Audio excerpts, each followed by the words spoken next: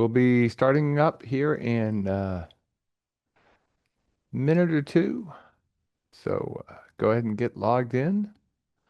Um, in fact, just as a reminder, we are going to be taking some polls, so you might want to go ahead and log in to the pollev.com/DavidRP site, or you can download the app if you've been doing this a lot. Probably worth it just to have the app on your phone.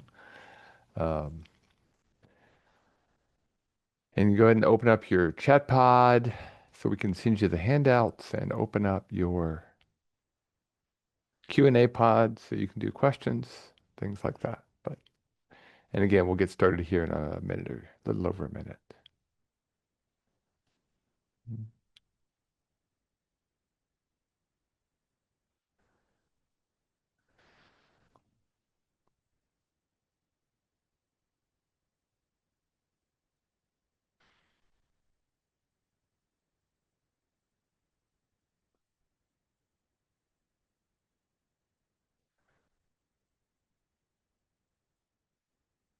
Okay, dokie. And I think I've got everything lined up, so we'll wait for the turn of the hour here. I love old Shakespearean phrases, they're fun.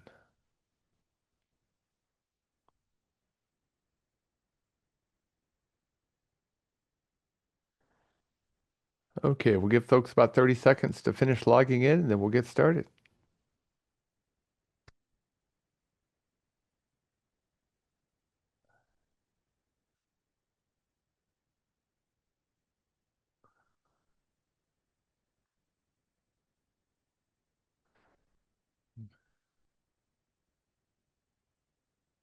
Okay, we'll go ahead and get ourselves going here, and a few people might join us in later on, but that's cool.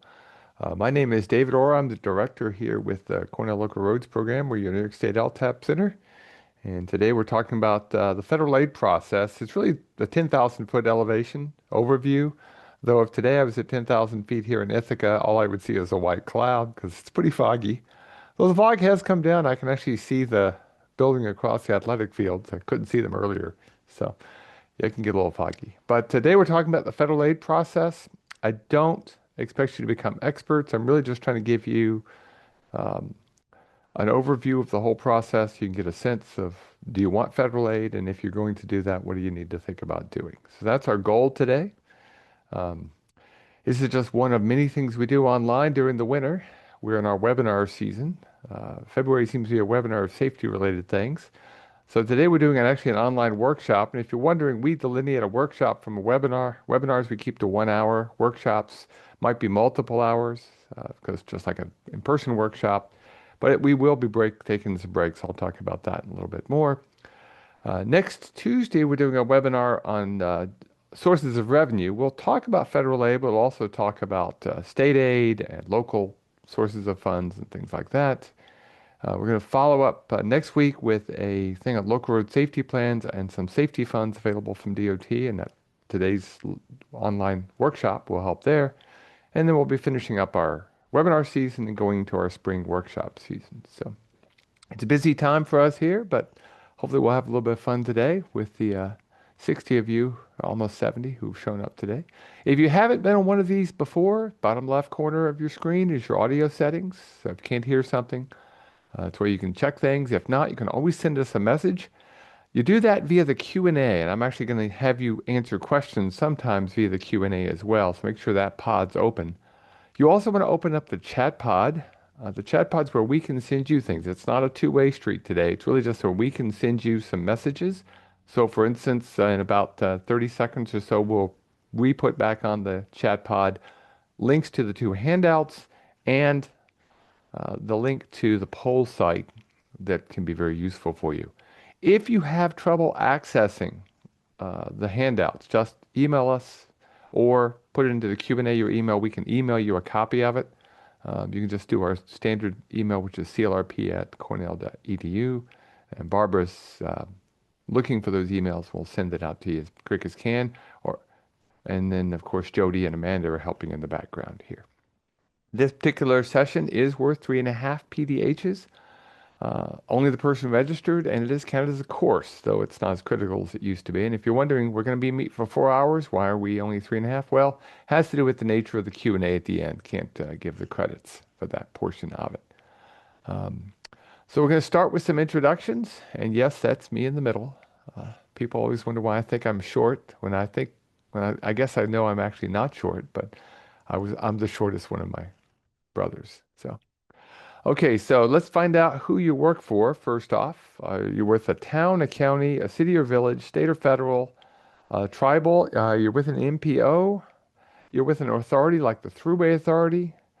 You're in the consulting business. You're a contractor. You're just working for a living. Let's see what we got today. Okay, so about a third of state or federal. We have a bunch of county, city and village, and consultants. Not surprising. We'll talk about why I think that's actually not surprising at all. Interesting. Nobody's here working for a living. Okay, that's useful to know. A few towns. Okay. Click on the map where you are from. In this case, we'll do this a couple of other times during the day. You actually get to click on the map, and you can tell me where you're from, and that might actually inform me a little bit about what we're going to talk about today. And my polls are working today, as they didn't do on Tuesday when I was down in New York City for our webinar. Had to do it the old-fashioned way.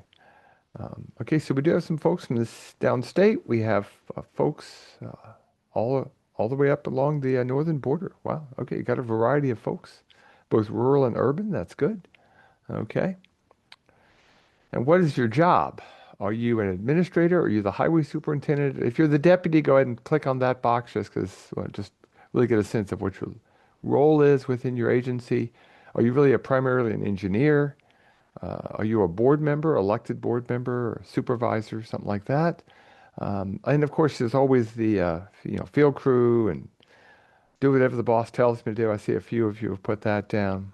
And if you do none of the above, do me a favor, throw into the Q&A pod what that means. So if you put none of the above, that's just put that in there and go, well, that's because I'm X. Just helps me out to figure out who's in the crowd.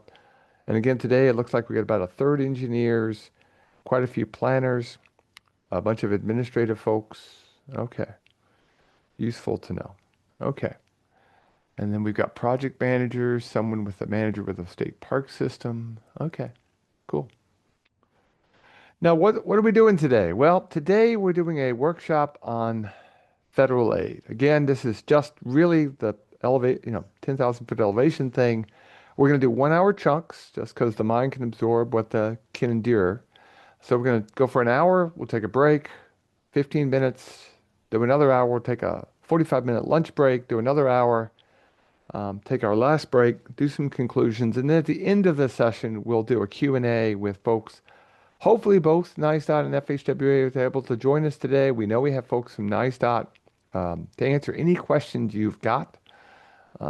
FHWA's rep may or may not be able to make it today, but if we can't get that question answered, we will get it answered later on. So we're going to give you plenty of opportunity to ask any questions that you've got. And we'll be done around 2:45 today. Now, again, we know that Doreen Holsopple is going to be joining us this afternoon. She'll be able to answer questions from the DOT perspective. She's with the Local Programs Bureau.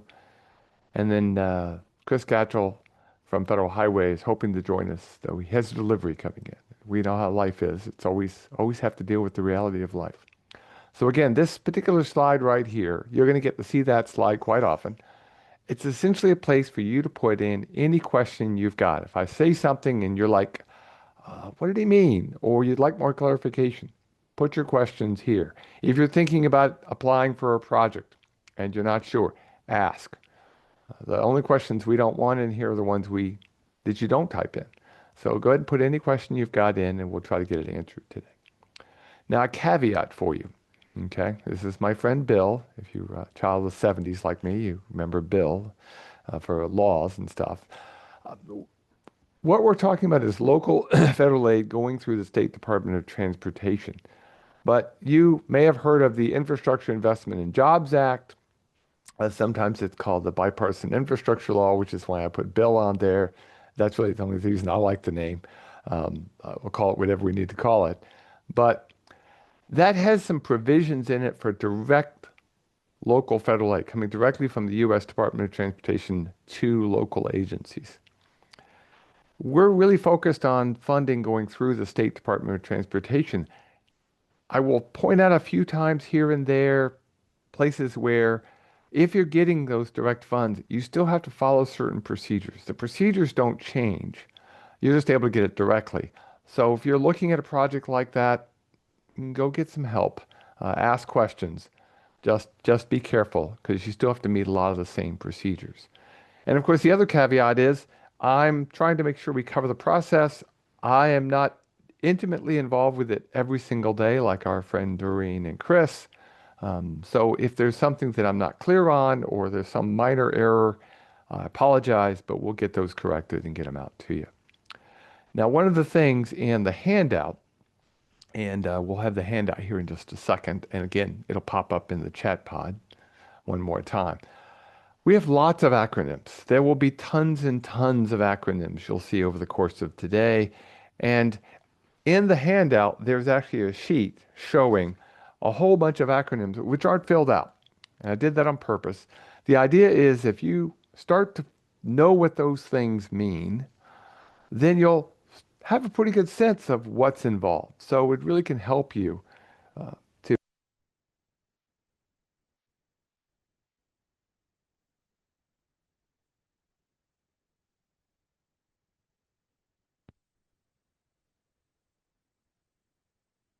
Okay, so my sound went off for just a second. I apologize for that. Don't know why. That's bizarre. Um,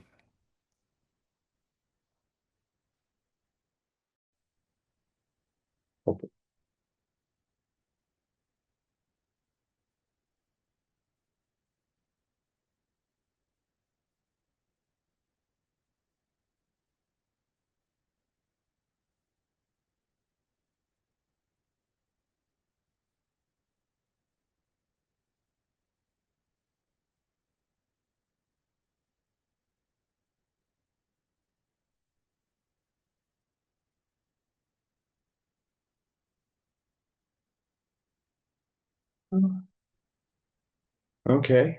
How's the sound, Jody? This my headset decided to just behave badly real quickly. Can you You're hear me? okay. Yeah, your sound is okay. Okay, that's bizarre. Okay, well, we'll go with alternative two. I can at least take the headset off then. I won't be able to hear you as well, so Jody, if you need to speak up, be a little louder if you have to. Okay. Um, the handout materials again, they're in the chat pod. There are two. One is just sort of an overview of the whole process. There's some good information, great links, things like that that you're going to want to look through. A lot of resources. That's really the whole point of the handout, is to give you resources that you can look at later on. The other handout is the one that we call the New York State DOT Wheel, and it essentially walks through the process. It's about 13 pages. If you've never done a federal aid project, I really would advise reading through that, and we'll actually use that wheel throughout the course of the day, and I'll talk more about it in just a minute. Now, one of the links in the handout is the FHWA's Federal Aid Essential Videos. There's a whole series of videos that cover lots of different topics. They're really a good way to also get started. So after you do this workshop today and you want a little more detail, go watch some of the videos. By the time you've done the videos plus the wheel from New York State DOT, you should be in pretty good shape. Now, one more caveat before we get really going too far. This is a list, and I won't even promise you that it's absolutely complete. Um, Even when I talked with the DOT folks, they were saying, well, there's other things being changed. I know of at least one additional one that's out already for being changed. But in the last 12 months, you can see there are, 9 different chapters that have had some portion changed. Okay. Now there's 2 relatively new chapters rebuilt completely, chapters 5 and 11 on accounting and reimbursement right of way. But again, there may be minor changes. They may be in appendices. So what I would do is go to the local project manual, the LPM, acronym, first acronym for the day. And you can look and see, but realize that sometimes the date might not show up if they're only changing an appendix or something. So just be sure you've checked with the most recent and things like that, and you'll be in better shape. And realize things will be changing. They are changing right now. So for instance, chapter 15 on administering construction contracts is actually out right now for comments, um, which are due towards the end of this month. And in a couple of months, there'll be a new chapter being put out, or an updated chapter. Okay. Now, in terms of local projects, we generated this map with data pre-COVID just to give you a sense of where projects are around New York State, and you can see they're all over the place. But the thing that I found very interesting for the data is that there were about 650 projects, only about 247 local agencies, okay? Not counting New York City. But now let's look at data coming out of COVID. Okay, so now let's look at data from 2020 to 2025. Again, let's take New York City out because it gets a fair number of projects and would skew the data a little bit. And so getting a little bit more deep dive in, notice that of the counties, 95% of the counties got federal aid. In fact, most of them counties, over half, got 4 or 5 or more. In some cases, they got 10 or 15. Okay. Cities, about 2/3 of the cities get projects. And again, some cities get a lot of projects. Buffalo, Ithaca get quite a few. On the other hand, towns, only about 11% of the towns in New York State got a federal aid project in the last 5 years, and most of them only got one. And if you're only doing one project, it can be quite a steep learning curve. So it's something to just think about. And of course, villages is even a smaller percentage, only 7%. And total, only about 15% of local agencies get federal aid projects. And interestingly, a very similar number over the last 5 years of 624 total projects outside of New York City. How many projects have you completed? There's a poll. You can put this in. Just tell me how many federal aid projects you've completed. You can do 0, 1, 2, 3, 4. And there actually is, let me scroll over here. We've got the 10 plus. I expect a few of you will do with a 10 plus here, but whoop, too far. Okay, let's see what we got. Okay.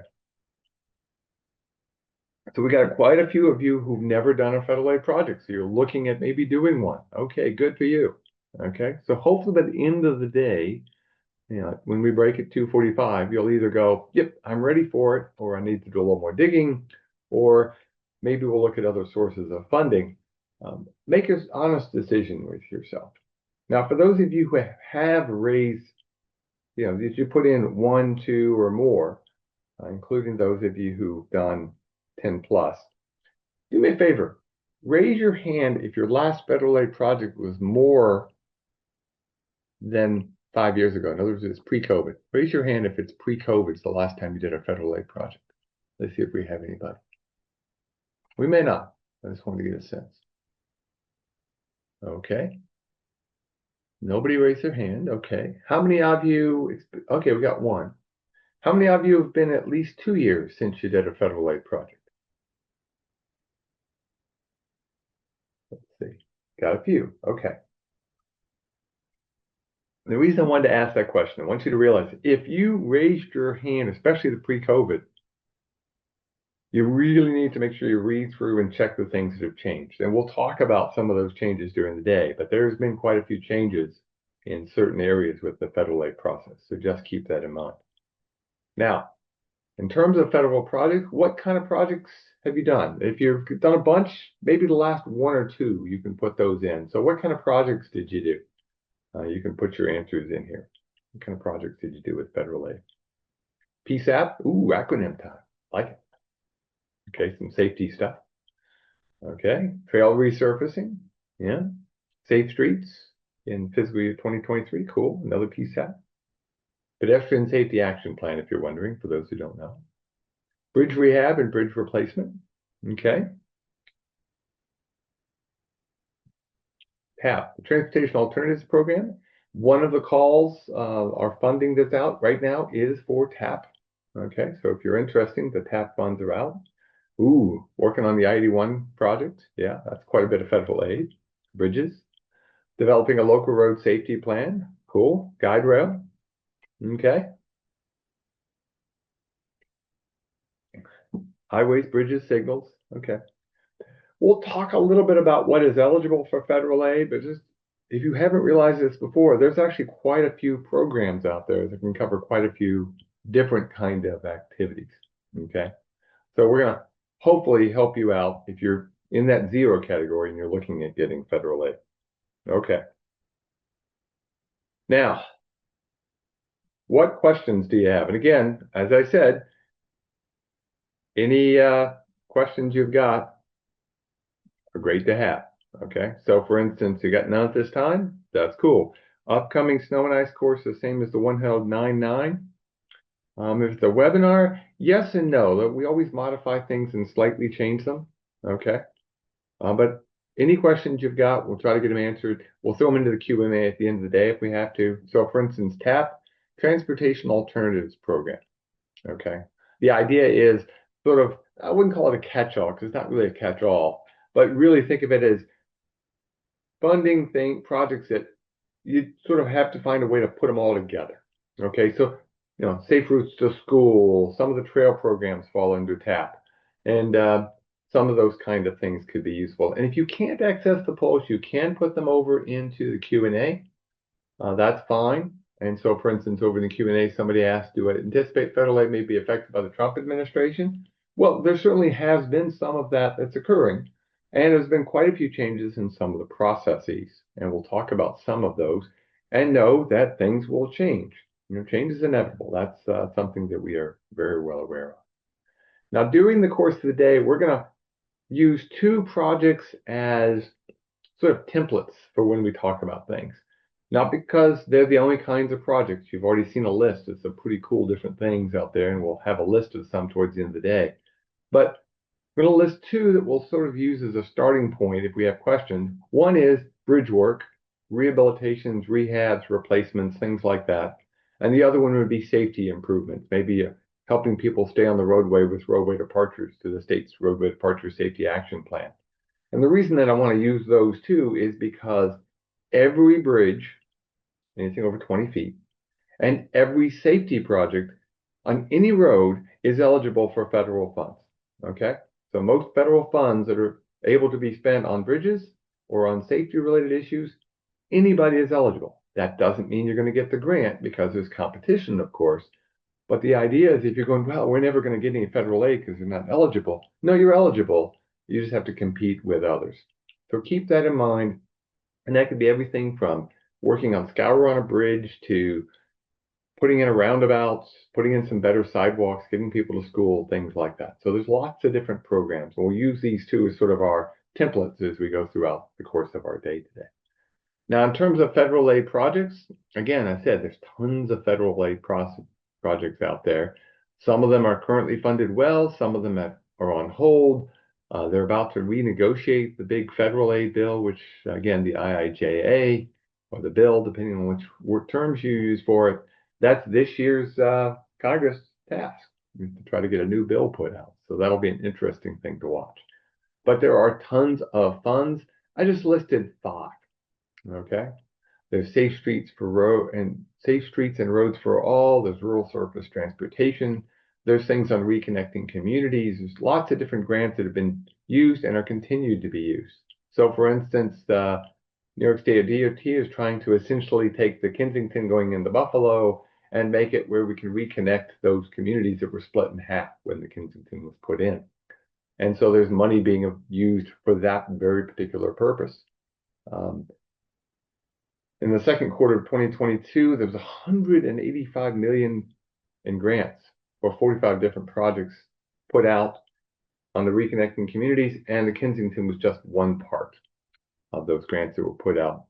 And it's a small portion, and that's actually something to think about. You can actually get federal aid to help you with a larger project. So if you've got a really large project, but maybe you want to add a safety component, you could actually get a federal project to help out in that particular case. Now, DOT has on their website a little I call it the game of life because it reminds me a lot of the old game of life. It's their project development process. It's a form. Um, I know what you're all thinking. You're going, the font's too small. I can't read it. Don't try to read it. It's in the handout. Okay, so look at the handout. You can read it in detail. We're going to walk through this process. But what you can do is look carefully at the colors that are there and realize what we've got is a process that starts with planning. We then scope out the work. We design the actual work that's going to be done, construct it, and then get it over to operations and maintenance. And in some respects, really, we're even starting to think about planning the next process, depending on what's going on. So it's a five-step process, and we'll go through that during the course of the day. Now, folks with Federal Highway Administration, they have a slightly different flowchart that they use. And the reason for that slight difference has to do with the fact that they're focused on the use of federal funds and making sure they're used in the proper way. And so they're really focused on making sure that processes fall in the right place and that if need be at the end, we do some audits. But of course, this is not really that different. It's just a different viewpoint. Oh, by the way, in the Q&A, somebody tell me what PS&D stands for. It's another acronym. What does PS&E stand for? See if anybody knows.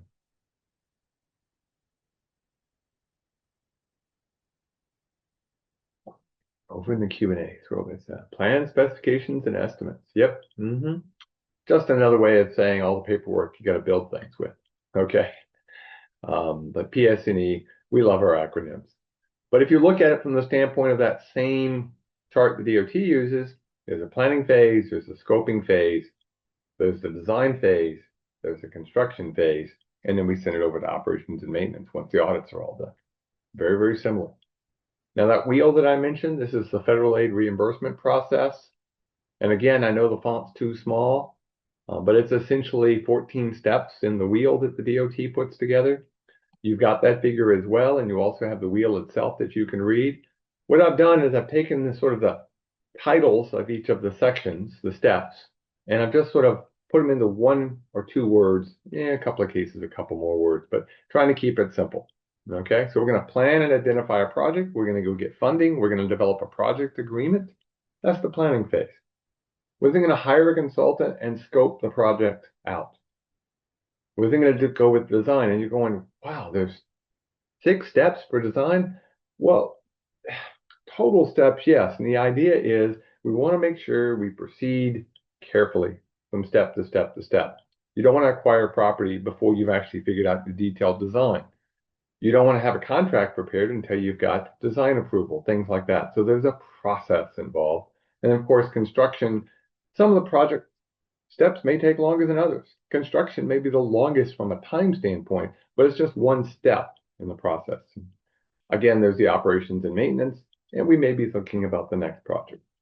When it comes to federal aid, remember, federal aid is a reimbursement program. Okay, what that means is, as a local agency, you're going to have to actually upfront some, not all, some of the money, okay, and get reimbursed.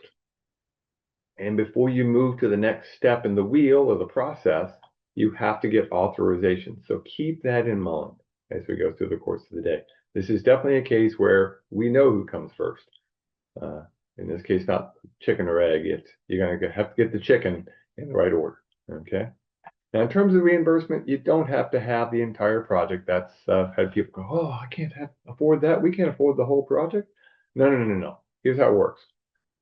Essentially, the contractor does the work. And by the way, this may be a consulting firm. You're developing a local road safety plan. That contractor may actually be a consulting firm. There's going to be a sponsor. We'll come back to what that is, but usually that's the local agency. There'll be New York State Department of Transportation, and there'll be Federal Highway Administration. The contractor performs the work and submits their invoices to the sponsor. You then look everything over, make sure it's good. If you're a sponsor, you pay the contractor and you make a request to DOT. Okay? The DOT then checks it, make sure it's good, and they pay you. So that's the cash you have to carry. You have to carry enough cash to get through that process. And we'll talk about the time frames involved for that. It can be a bit, but it's not the entire project.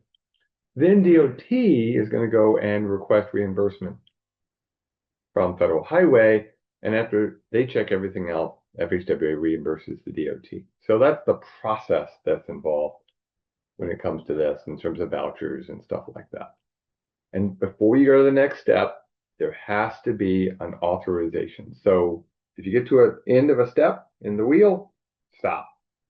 Don't go forward because it is possible you might not be able to get reimbursed for expenses if you go and continue to do things. Okay.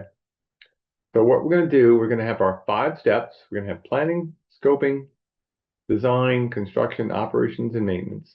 And whether you want to put that into the big wheel or you want to put that into the DOT project development process, they're about the same. And what we're going to do is we're going to go through these 2 over the course of the day. Where essentially at the end of this, we'll be moving it over to operations and maintenance, and you can then decide what the process is that you want to do. Now, what do you think Federal Highway is got for key program elements? Based only on what I've told you so far, and you think about how the federal process works, what word would you use? We're going to create a Wordle. What word would you use if you were thinking about what do you think Federal Highway really wants to focus on? What are the kind of things that are program elements that they worry about quite a bit? Safety, yeah, that could be it. That could be possible. Improvements, okay. Design, pedestrians, connectivity, multimodal. What you're all doing, and this is the reason I asked the question, you're all thinking about what kind of projects are trying to get done. But remember, Federal Highway's role is to make sure the monies are spent efficiently and effectively. And so they need to have a process in place to make sure that gets done. Okay? And so be aware of the fact that, yes, these are all very important things. But what the FHWA is worried about is they want to make sure we aren't using money improperly. We want to make sure we're doing it in the right way. So for them, the reimbursement process is really important. Getting those authorizations and having the paperwork to balance them out. What are eligible costs? Is the planning process in good shape? Are we protecting the environment? I did see some people put that in there. That's actually very important. Did we get the right of way correctly? We didn't take somebody's land improperly. What are the administrative procedures for contracts? Are they in place? Are there special projects or things that have to be done? And then finally, audits to make sure that everybody is on board and we're in good shape.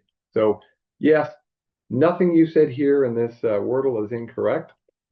But what we're really focused on at the federal level, think about it, is we're trying to have a federal program that serves all the states and all the locals within those states.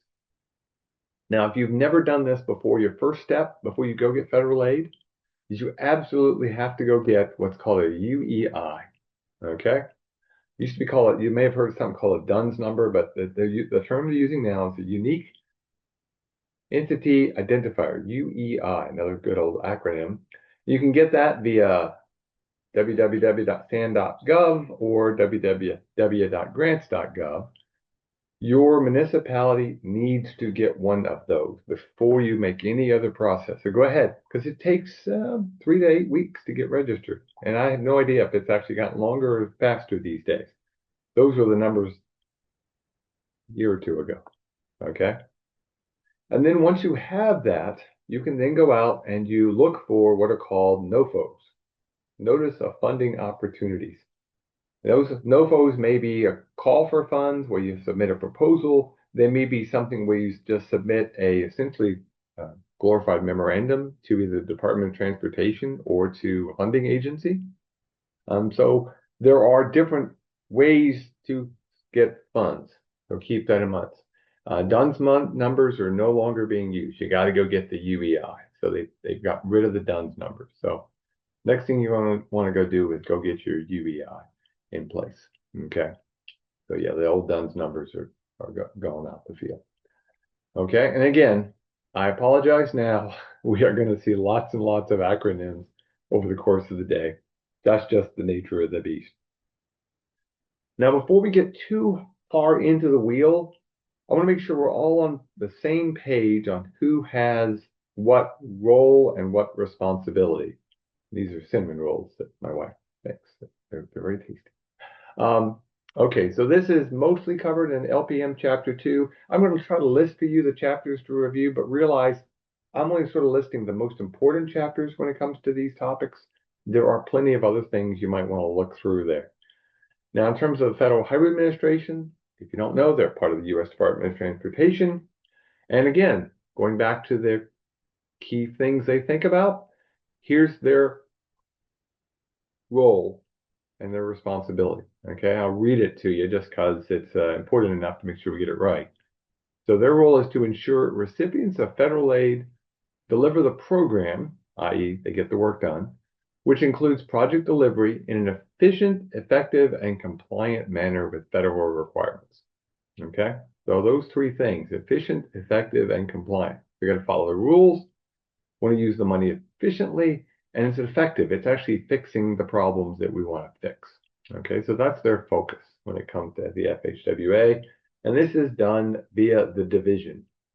And we use the term division only because it gets confusing if you call it the state office. Is that the state DOT or the federal DOT? No, we call them the division. So a division is a state level office, and some divisions have been at times put together. So you have multiple states in a single division, and other times they've broken them back apart. Things change. Okay. So they're going to be administering the federal aid program within New York State.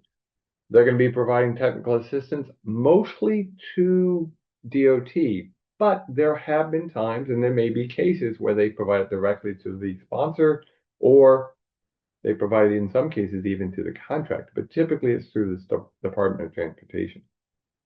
So that means they're going to be working with NISDOT on local projects. They're going to be reviewing any state procedures and projects, which is, of course, the LPM, another acronym for us. Okay, so it's the Local Projects Manual here in New York State, and making sure that that's compliant with the federal aid process, which is why there's all the changes. Changes are going to be occurring. They will be conducting reviews. It's officially under the term stewardship and oversight, which is where they're going to be looking at projects. They're going to be doing auditing. Surprisingly, they don't do as much engineering as you might think, the direct calculation engineering, but they have been pulled in on those when there's a need, when there's a specialty need, and they can have somebody help out and make the project a little bit better. Okay. Now, one of the people that really will get involved with this is something called the area engineer. New York State has 8 area engineers when they're fully staffed. Last time I checked, I know they were not fully staffed, so they actually happen to have several people trying to serve several areas. We know how that works, but there are 8 in New York State.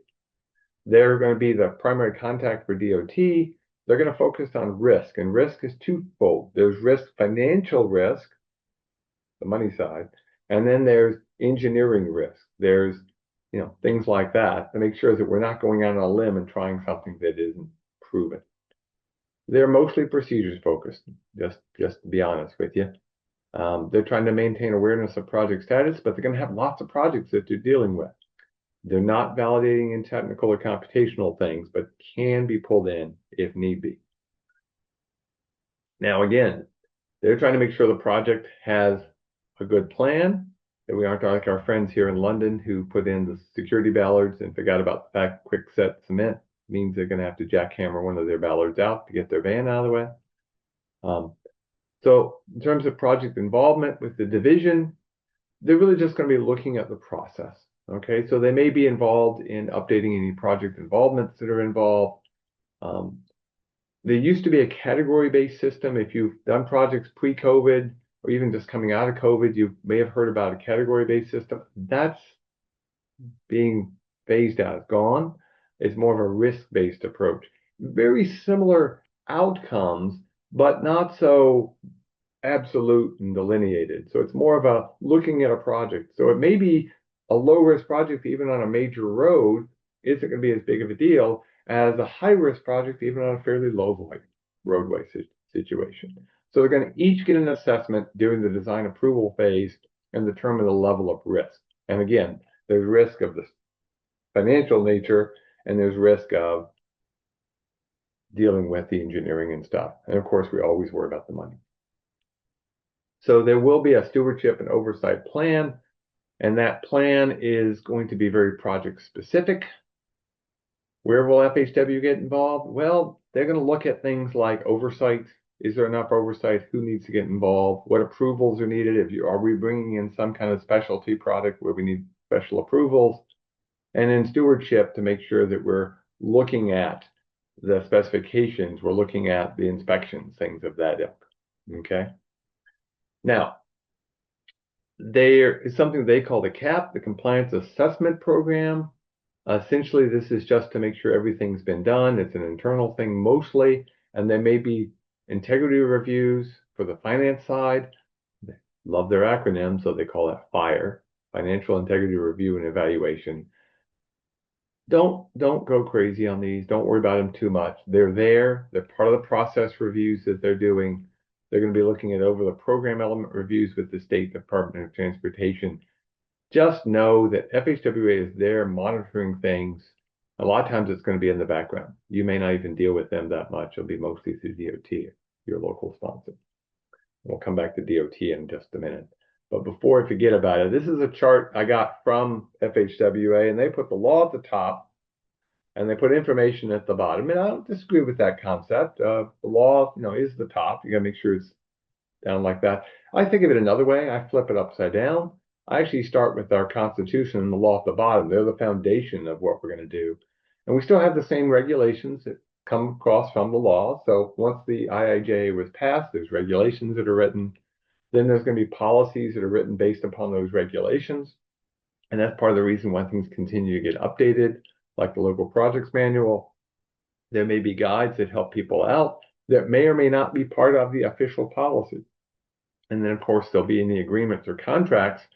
Those will actually supersede, but they have to be written in such a way that they don't violate any of the items that are down below. Now, I'm going to show you an example. It has nothing to do with federal aid, but maybe it'll help you understand what we're thinking about, whether we look at the projects this way or this way. So let's just think about the Constitution, and then there's going to be state laws. In New York State, state laws for highways go back into the 1700s when Kingston was the state capital, okay? And there were actually laws about signs that existed well before the MUTCD came along in the 1900s, okay? But now today we have the manual and uniform traffic control devices, and of course the state has its own supplement, and that's actually a picture of an older MUTCD, okay? So those are regulations based upon the law. But a local agency might set a policy that says, we don't care if children that play signs are allowed. We're going to have a local policy that supersedes that, which is perfectly legit. And there may be people putting out guidebooks. We put out a traffic sign handbook that provides guidance to people. It's not a policy, it's not a regulation, but it can help people meet those policies and regulations and write them well. And then finally, there might be an agreement. In this particular case, the agreement for a town might be an agreement between the board and the highway superintendent of what they're going to get done. Maybe in terms of signs. Maybe we're going to do a sign project as part of a federal aid roadway departure safety action plan. And there might be part of that in the agreement between the board and the highway official. So again, these are just something to keep in mind when we're thinking about paperwork. Now, in terms of the State Department of Transportation, its roles and responsibilities, DOT,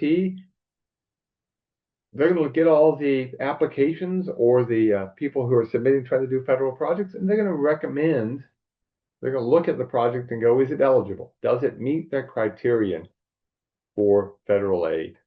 And then once that project moves forward, they're going to make sure that it stays compliant on any federal or state requirements. And the goal, of course, is to protect any federal or state investment, any dollar. We don't want to be spending money that turns out shouldn't have been spent, and then we have to go through the reimbursement process, and nobody wants that. Mostly how this is done, surprisingly, is developing the LPM. So the LPM gets updated on a regular basis. If you go to our bridge conference, you'll see them doing a session on LPM updates on a regular basis, okay? So the local project manual, and then of course there'll be technical assistance that's provided mostly by main office out to the regional offices, And then technical assistance from the regional office out to the sponsors, i.e. the local governments, the contractors, people like that. So I'm going to show you an acronym, okay? So what do you think RLPL stands for? You can put that in the Q&A. What does RLPL stand for? It's one of the most important acronyms if you're getting federal aid. Let's see if anybody can come up with RLPL. RLPL.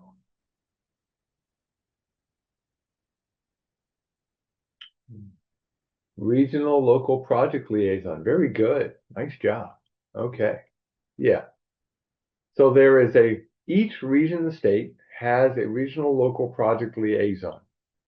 If you had to pick one person at the regional office that you want to get to know and you're doing federal aid, it's this person.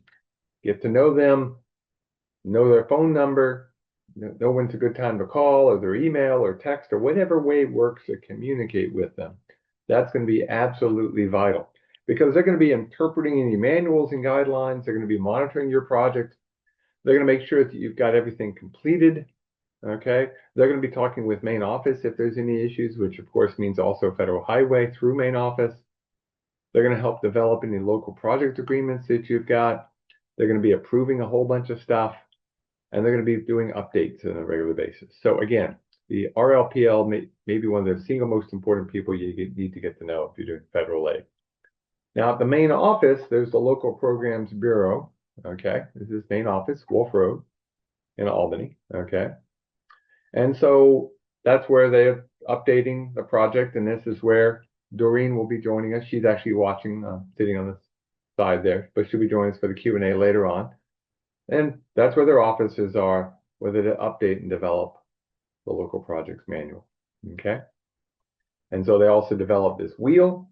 And again, if you have never done a federal aid project, take that wheel, not a long read, print it if you feel more comfortable with paper, read through it, realize there's steps involved, and it actually does help because essentially it's almost like a form.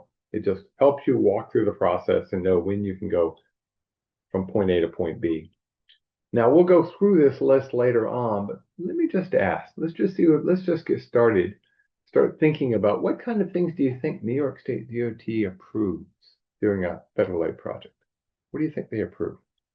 Let's see if you make a list. We'll go through the list during the course of the day, but I want to just see what you think right now. Give me some examples.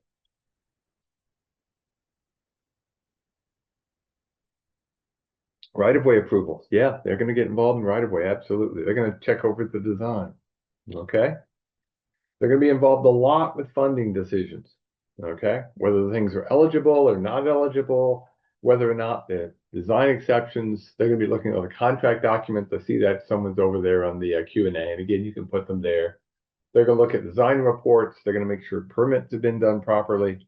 Okay. They may be involved with lights, certainly involved in anything that deals with the state highway system. Okay. They get involved a lot more paperwork in that respect if it's on the state system or the national highway system. Okay. They're going to be involved with inspections and things like that. They're also going to be involved in good faith efforts for disadvantaged business enterprises. We'll talk a lot more about those and changes. And do we meet the standards? But of course, a lot of that goes back to making sure you know what the standards are. Okay, so yeah, there's lots of things that could be involved, and we'll go through those during the course of the day. And then finally, the sponsor, that's the term to choose, but that's really just the local agency, the town, county, village, city, MPO, whoever's eligible to get the funds. Okay, so they have certain roles and responsibilities. First one, and this is someone is called the responsible local official. This is the person who can sign off on things. Okay, so that person is pretty important to sign off, and that could be supervisor for a town, it could be a mayor for a village, it could be the head of the elected board. Generally, it's the highest person at the governmental level that would be signing off on it. Okay, not usually the highway superintendent, interestingly enough. You're then going to have a project manager. Now, the project manager, the person who has that role and signs off on certain documents, has to be a full-time employee of the sponsor. Okay. So if you're doing a federal aid project, you have to have someone who's a full-time employee, which means it's probably not a board member or a supervisor. It's the highway superintendent or it's an engineer, someone who actually works for the agency. Okay. And then, of course, there'll be engineers involved. That engineer does not have to be a full-time employee. Okay. It could be a staff person as well, though. You could have a staff person. I've served that role when I was with Yates County. But it also could be a consulting firm. But that's a person who's got the responsibility of being on charge of the project on site. And in terms, you'll see your engineer in charge or resident engineer. And then there'll be inspectors. And again, they could be internal or they could be hired, but there have to be inspectors who can monitor and watch the project. Okay. So let's talk a little bit more about that project manager. That project manager has to be a full-time employee um, of the agency. They don't necessarily be working full-time for Highway, by the way. They just need to be an employee of the sponsor. Okay, and what's full-time is not 40 hours a week, by the way. It could be somebody who's working 25, 30 hours a week level. But you can't have somebody who just brings in, 5, 10 hours a week. You really need somebody who works for the agency. Okay. Now, in terms of things you're going to be doing as part of a federal aid project, you're going to be having things like pre-construction meetings when you get all the way down, getting ready to build things. You're going to have to make sure that the inspection staff is qualified if it's your own or that you're hiring somebody. Essentially, you're signing off, you're ensuring compliance. You're following the federal/state process and the engineering that goes with it. If there's any change orders, the change orders will be going through the sponsor. And whether they have to be submitted to DOT or not, we'll talk more about that. At the end, there's going to be some closeouts, closing out the project, closing out any agreements you've got between the local agency and the state. Those have to be done. So again, that's the roles and responsibilities of the sponsor. Now, whether you get federal aid or not, there are requirements that you have to follow. Okay. So I just want to bring these up. They'll come back a couple of times during the day, but just realize these are not associated with federal aid. Heck, you're getting CHIPS funds. You still have to think about these things. You're getting no funds. You decide I'm not going to use CHIPS at all. And there's a couple of towns that are pretty close to doing that. Risky, but what the heck. But you still have to follow certain federal requirements. So for instance, non-discrimination, Title VI, and I know you've seen the news, been quite a few changes on what that means. So you have to keep up and watch carefully. What does Title VI? What does non-discrimination mean? That has to be done federal aid or no federal aid. You have to meet the Americans with Disabilities Act, okay, which has, been around for a long time. You still have to meet that no matter what. Okay, a lot of those things are covered, by the way, in the Chapter 13 on civil rights. And again, if you're not sure, read about them because even though they're not associated with federal aid, state DOT has been good to put them into a chapter you can read through and look at that. If you have a bridge project, it has to meet the scour critical criterion. That's been around in New York State since 1987 when a bridge was washed out via scour. So it became a federal project too, so you have to meet that no matter what. Okay, so think about those kinds of things. Now, those of you who work for a local agency, do you have an ADA self-evaluation and transition plan? Raise your hand if your agency has a ADA self-evaluation and or transition plan to upgrade your system to meet the standards.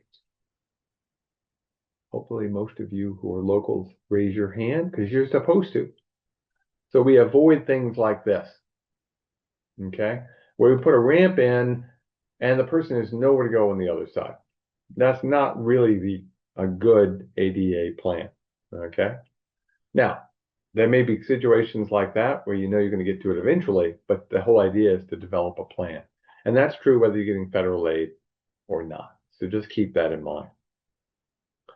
Okay, so where are we at? Okay, what we're going to do is we got about 6, 7 minutes. So we're going to start with the planning process, and then we'll be taking our first break.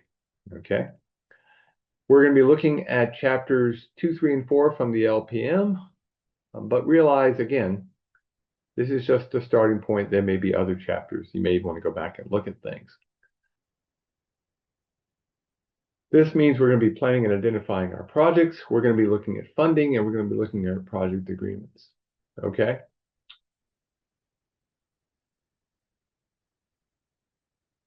And I've got a note here. It says question about sponsors, project managers. Sure, this is a no. I'm going to make sure. Can the sponsors project manager be a consultant they have hired to run the initial planning phases of the project? No, that's pretty much a no. No, they need to work for the agency. Okay. And the reason is they're supposed to oversee things. Okay. There is a way to do things where you'd have to hire one firm versus another, but it gets really complicated really quick. No, no, you really want an employee to do that. Okay. And that way their sole purpose or sole focus is the municipality. That's who they should be representing first, foremost, and absolutely. So yeah, no, they need to be an employee. But good question. Okay, so let's first off, let's plan and identify. Okay. Um, So we're going to identify the project. I do see the question. I'll get back to that question in the Q&A here in just a couple of minutes. Plan and identify a project. And again, I said we're going to be looking at either a bridge or safety project. So let's just think about this. How long does it take to go from project inception to construction? What do you think? So nobody here is putting less than a year. Okay. So 1 to 2, 3 to 4, and more than 5 years. And of course, I'm asking a generic question about projects that may range from replacing a bunch of signs to replacing a bridge across a swamp that's a heavy environmental area. I know they're going to be different lengths for projects, but it's a good thing to think about is how long does it take to go from I want to do this until you actually get it done? And so that goes back to when do you need to get funding? How does it fit into your overall asset management plan? All those kind of things come into play. Okay. So most of you think it's going to take 3 to 4 years, maybe 1 to 2, maybe more than 5. So let's just do 3, just to make the math easy. If you're thinking it's 3 years, and today I want to develop a project, that means we're looking at 2029 to 2030 before you actually construct. Okay? And even if you're doing something in a year, you're probably looking at best, next year and probably the year after. So keep that in mind when it comes to project planning. Now, to get federal aid, eventually at some point, you're going to have to find yourself on somebody's overall plan. Okay? That means the statewide long-range plan. There's all the MPOs have master plans, and there are 14 of them statewide. I'll show you a map in a minute. And then, of course, there are regional transportation plans. All of these plans are put together and eventually show up on the state's transportation improvement plan, or just sometimes called the transportation improvement plan. The TIP and the STIP, they're similar, not exactly the same. And yeah, the acronyms can get confusing a little bit, but just realize they have to be put onto those plans. It can be done pretty quick. I mean, the state bridge program, Bridge New York, they put projects on there pretty quick. But most of the time, we were looking down the road 2, 3, 4, 5 years or more down the road. So keep that in mind. Now, in terms of MPOs, if you're in one of the regions on the map that's got colors, you're in an MPO, or a Metropolitan Planning Organization. And they range from single county size, like here in Tompkins County or down in Elmira, Corning, which actually that one crosses over a little bit. But Tompkins County is just Tompkins County, to the Genesee Transportation Council, which goes from Seneca County all the way over to Orleans County. But if you're an MPO, there's some different funding sources that are available to you. So keep that in mind. Now, we're going to end with this for the first hour. Just ask yourself, what should the project description include? What do you think should be listed in a project description? Okay, this goal or scope, yeah. Project objective is the term that's typically used, yep. What are we doing? Why are we doing it? Okay, what else? Who's on the team? Okay. And while y'all are typing that in, I will answer quickly the question in the Q&A. It says, regarding the UEI, does the sponsor state financial system vendor ID count? No. No, you need to have the federal UEI, not the states. Okay. We'll actually come across this in several cases where there's federal processes which have to be followed, even though the state might have a slightly different one. So no, the vendor ID does not count in that particular case. Okay. So utilities, okay. Ah, there we go. I was looking for it. The type of project, where you're located. Okay. If there's a federal label that needs to go on to it. Okay. Things like that. Start with the basics. Okay. Yes, we care about environmental issues, care about what we're doing, want to know what the project description is. Heck, the functional classification of the roadway. But as a minimum, you want to know what the project title and description is, i.e. Route 6 over Freddy's Creek. Okay? You're going to get assigned a project identification number. If it's a bridge, you're going to need to use the bridge identification number. And then where you're located. And of course, some information about dates. So these things go with the project. So that even 5 years from now, someone could find that particular project by looking at either the pin, the location, project title, things like that. So good, clear information in that respect. Okay. Now, see if write that down. We are on slide 77. Okay. Can't write today. We're going to go ahead and take ourselves a break. And we will come back in 15 minutes. So that will officially be, would help if I do a color you guys can see, 10:45. I'll fill the clock in just a minute, but at 10:45 we'll start. While we're waiting, go ahead and put your questions in. You can keep adding your questions and we'll see you in 15 minutes.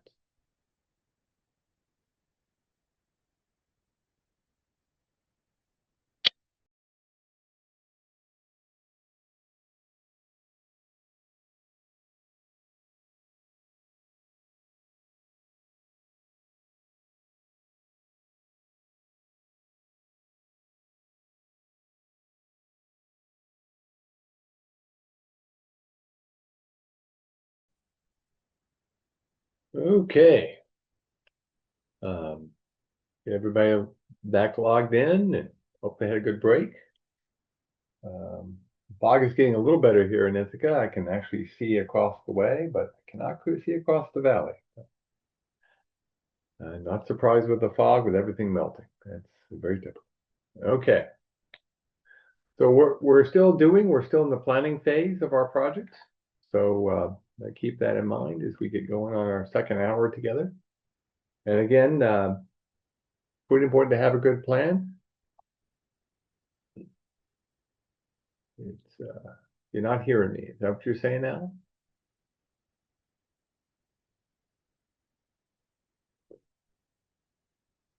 Give me a thumbs up if you can hear me. Sounds good. Okay, just making sure. Yep, my headphones are behaving badly, so I'll try the webcam microphone. Hopefully it's a good one, a new webcam. So you need to develop a good cost estimate. And by the way, we're talking about planning. We're going to talk more about scoping a little bit. I'm actually a big fan of going through the entire process on paper before you even go to apply for the funds, because it's really important to have a good cost estimate. And you need to include everything. If you think you want the engineering as part of the cost, include it. If you want inspection as part of the cost, include it. If there's utilities, property, right of way, you got to make sure that's in the estimate. And people go, oh, but if I put in too much, they won't fund it. These are big projects. I mean, the money that's coming out through TAP, the minimum project size is $500,000, if I read that correctly. So the idea is don't shortchange yourself, because if you don't include it in your estimate, in your budget, you're not going to get reimbursed for it. And that means you're going to have to cover those costs. So include everything you want to have covered. Okay. So make sure you absolutely include everything. So let's just ask. I've given you most of the answers, but I know I haven't given you everything. And let's see. Think about if it's a safety project. Okay, so I want to do a major roadway safety project, which could be everything from a roundabout to realigning a corner. What should be included in that cost estimate? What do you think? I'm going to try to make sure I cover all my costs. What should be in there? Right of way, possibly any drainage improvements. Yeah. What else we got? Any sidewalks that might be nearby? Any surveying cost? Environmental services? Compliance work? Of course, the design, the consultant work, lighting. Okay. Yeah. Was there ADA issues to deal with? What's the traffic? Yeah. So you're going to have detailed design, you have preliminary design, you're going to have your right of way, both the incidentals of setting it up and then paying for it. Construction costs, construction inspection, utilities. I see the utilities down there. Yeah. Is there a railroad involved? Okay. And remember, if you overrun, the, the money available, depending on the project, may not be available to reimburse you. So you may be out of the funds. So don't shortchange yourself. People think, that's for too much. There may be a limit. There are sometimes limits. And then, of course, you hit that limit, but don't shortchange yourself. Now, what that means is you're going to be developing a project management plan. Now, good news is that State DOT is developing something to replace the old PMP, which for me, when I hear PMP, I think of the old hot truck Cornell used to have. It's not there anymore. They're replacing it with a new tool, okay, a project management tool that will have a checklist that will be available. It's under review right now. It is not out yet, but it will be out soon. Whether that soon means a month or two or longer, Doreen's not even sure. So things are they're working on it, a tool that you would essentially be able to use a checklist. And you've probably heard me say, I hate paperwork, but I love forms. So a well-done tool that essentially walks you through the process can actually make your life even better. But think about what you'd want to have in a project management plan. That would mean milestones, Gantt charts, or planning charts, critical path items, cost control, roles and responsibility, who's doing what's the risk issues that you've got involved, what cash level do you need? If you're a small town or a village and you want to be able to do a project that's going to cost $2 million, you don't need 2 million because of the reimbursement process, but how much do you actually need to be able to cover it? Do you need to have bonds to cover the cost during the construction period? That's the idea behind a good project management tool. Now, there are checklists that are available already. For instance, there's a smart growth checklist. There was a law passed in 2010. Officially, it's called the Smart Growth Public Infrastructure Policy Act. They use policy in an act, which means it's actually a law. It's not a policy. But it has some things about smart growth, and it's a checklist. You do not have to memorize these things. Don't go there. Just find the smart growth checklist and go through the process.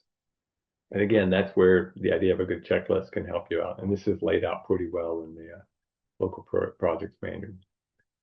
Now we're going to go get some funding. Okay. Now, in terms of obtaining project funding, we cannot get grants to cover everything. It's just not going to happen. And we may be thinking about projects that are big projects that go in the state's transportation improvement program out 4, 5, 6 years, and it's just part of the overall state's plan. It may be specific grants that are out there that you want to get through the MPO or through regional local roads, the local regional plans, or your own local road safety plan.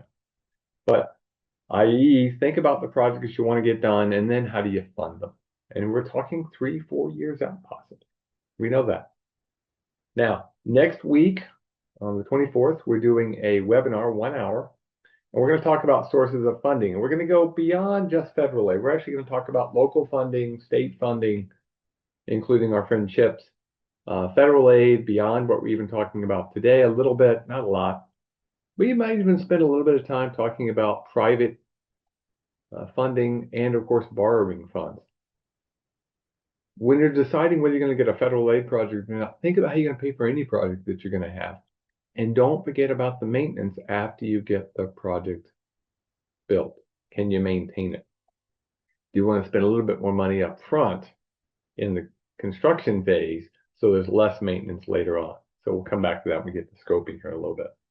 Now, in terms of funding federal aid projects, there's obviously the IIJA or BIL, there, which includes things like Safe Routes for All, which also has some predates for that. There's the State Transportation Plan.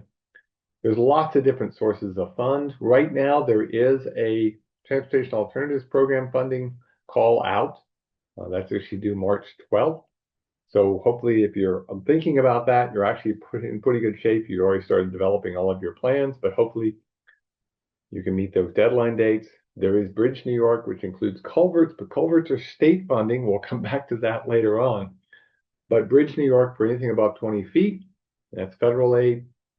There's the Highway Safety Improvement Program. There is some funds available from the Roadway Departure Safety Action Plan from the state, and we'll be talking a lot more about that in a week from now in a webinar, and some of the details involved in that particular set of funds that are available. There are other funds out there, okay? And yes, if you haven't gone to the preview for TAP, you probably have missed this cycle, but there are additional cycles that are coming out there, so keep that in mind. So which of these would be federally eligible? What do you think?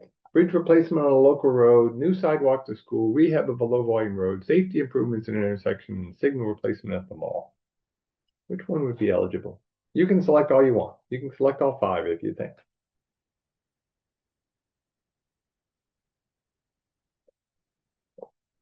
Bridge replacement, absolutely, very good. Bridge replacements, no questions asked. Remember, I told you earlier, bridges always eligible. Whether you can compete and win, that's a different question. Safety improvements are always going to be on that list. So safety improvements in an intersection, absolutely. Signal replacement at the mall gets sort of a shaky thing. Is it a public good or is it just helping out the mall? And so now we start getting competition-wise. Maybe that's where we get some private funding involved in those particular cases. Rehab of a low volume road, very unlikely. It's going to be very unlikely, even if it were eligible to compete. And in a lot of cases, it won't be eligible because there's usually specific things they're looking for, like it's on the national highway system, it's a collector, it's an arterial. There are restrictions on some funds. So very unlikely you're going to see rehab of a low volume road on there. And sidewalks to school, yeah, as part of the TAP program or some of the other Safe Streets and Roads for All programs, you could possibly get some funding. Again, safety related. The real take home message, if you're not sure, ask. So recently a county asked us, and then we forwarded it to the state DOT, could they buy a striper for doing stripes on their roadway? Well, the answer is, yeah, it would be eligible under the Highway Safety Improvement Program, or HSIP. If they're using it as part of the project, they can document that it's part of the project, and then they can keep it later on to continue additional work. So they need it to make their overall program work. So yeah, it would be eligible. But you got to ask ahead of time. And then, of course, what's the percentage of funding that's available? It's not usually 100%. It's usually got a percentage. It might be 80%. Some cases, it might be as much as 90%. But know the percentages that are in the call for funds or in whatever's released out there. Because can you afford the 20%? That's an important question you have to ask. Now you're going to go out and you're going to seek funding. And again, it's really important to have a realistic time and budget. That budget is critical, but the timing is critical as well because, as someone already mentioned, there's some pre-webinars for the TAP funding. If you haven't done those, you might not be able to get in a particular cycle. So you have to be thinking longer term, looking further out. And remember, there can be issues with supply chains, weather, all kinds of things can disrupt the schedule. So we do have a realistic timing and a realistic budget. So keep that in mind, and we'll come back to that in a little bit when we get the scoping. Now, you're going to have a project agreement. Okay, that project agreement is between the sponsor, the local agency, and the state. And it goes by the name, the Federal Aid Local Project Agreement, but everybody calls it the State Local Agreement, or SLA. The State Local Agreement is discussed in the Local Projects Manual in Chapter 4. Things are going to be changing here, but you still have to have that. Okay, so that's a pretty important thing to have. Okay, um, it's going to have a schedule that deals with the project phasing, the funding, any deposits or funding that has to be set aside, things like that. It's just going to describe things such as who's responsible for what. And then as part of that, there needs to be a resolution by the elected board obligating the funding and designating the responsible local official. Again, the mayor, the head of the town board, head of the county legislature, whatever that person is, who's signing off to saying, yep, we've done all these things and we can move forward. Okay. There has to be a resolution obligating the funds. In other words, it has to be in the budget. So before this agreement is signed, the budget for the municipality has to be modified if need be, if it's not already included, to include these funds. So make sure you know the process for doing that, your own municipality. Now, in terms of how this process works, um, I'm going to show you something, but just remember, like our friends from Mighty Python would say, it's only a model. It gets more complicated pretty quick. But just think of this. First, you as the sponsor are going to work with the regional office to develop the local agreement, the state local agreement. Okay, you're going to start putting things into it, and we'll talk a little bit more about what's in there in just a sec. Then the regional office is going to take that and they're going to send it to main office. And within main office, there's lots of different places that it has to go. We'll talk about that in just a sec. And then once it goes from there, it's going to go over to the Attorney General and the Comptroller. And it may actually go back to DOT, and it may actually go back to region before it comes back to you, but eventually it will get back to you. Okay. Now, this is a figure that I got from DOT, thanks Doreen, that sort of shows you sort of just a quick realization of how things work through the main office system. So it comes from the region to the Office of Contract Management, and then it's going to go out to different bureaus, whoever has the funding, and it may go back to contract management, it may go out to the Attorney General, it may come back. So if I was really going to draw this out, I'd have to get my pen here. Get my pen. Let's see, I'll do white in here. So I might have to have a line that goes from main office back to here, and then one over to here, and then one back down here, and then it's going to go over there, and there may be some questions here, and we're going to, in other words, the idea is people need to review the process. And so just give yourself time, knowing that it takes a bit of time. And you're wondering what federal highway is because they're federal funds. Well, this particular agreement isn't approved by the FHWA. They'll eventually get a copy of it at some point because it's included with all the paperwork. But the idea is there's a process involved. And don't get hung up on it too much, other than to realize it's the regional office who's going to be doing the heavy lifting. You're going to be working with them as a sponsor. And then, of course, don't go forward with the next phases until you've got authorization that, yep, we have a local agreement in place. It's been signed by the RPO, RLO, responsible local official, and then we're ready to go and move forward. So you need a formal agreement. And just realize that New York State DOT is handling a lot of funds. I have an old number here. I forgot to ask Doreen what the current number is, but $1.7 billion of federal funds flow through New York State on an annual basis. Okay. And again, in fact, these numbers are a little bit low. And of course, it may go up or down. Right now, it's actually gone probably up a little bit with the I-81 project, but on an annual basis, we're talking almost $2 billion flowing through. So there's a lot of things to look for.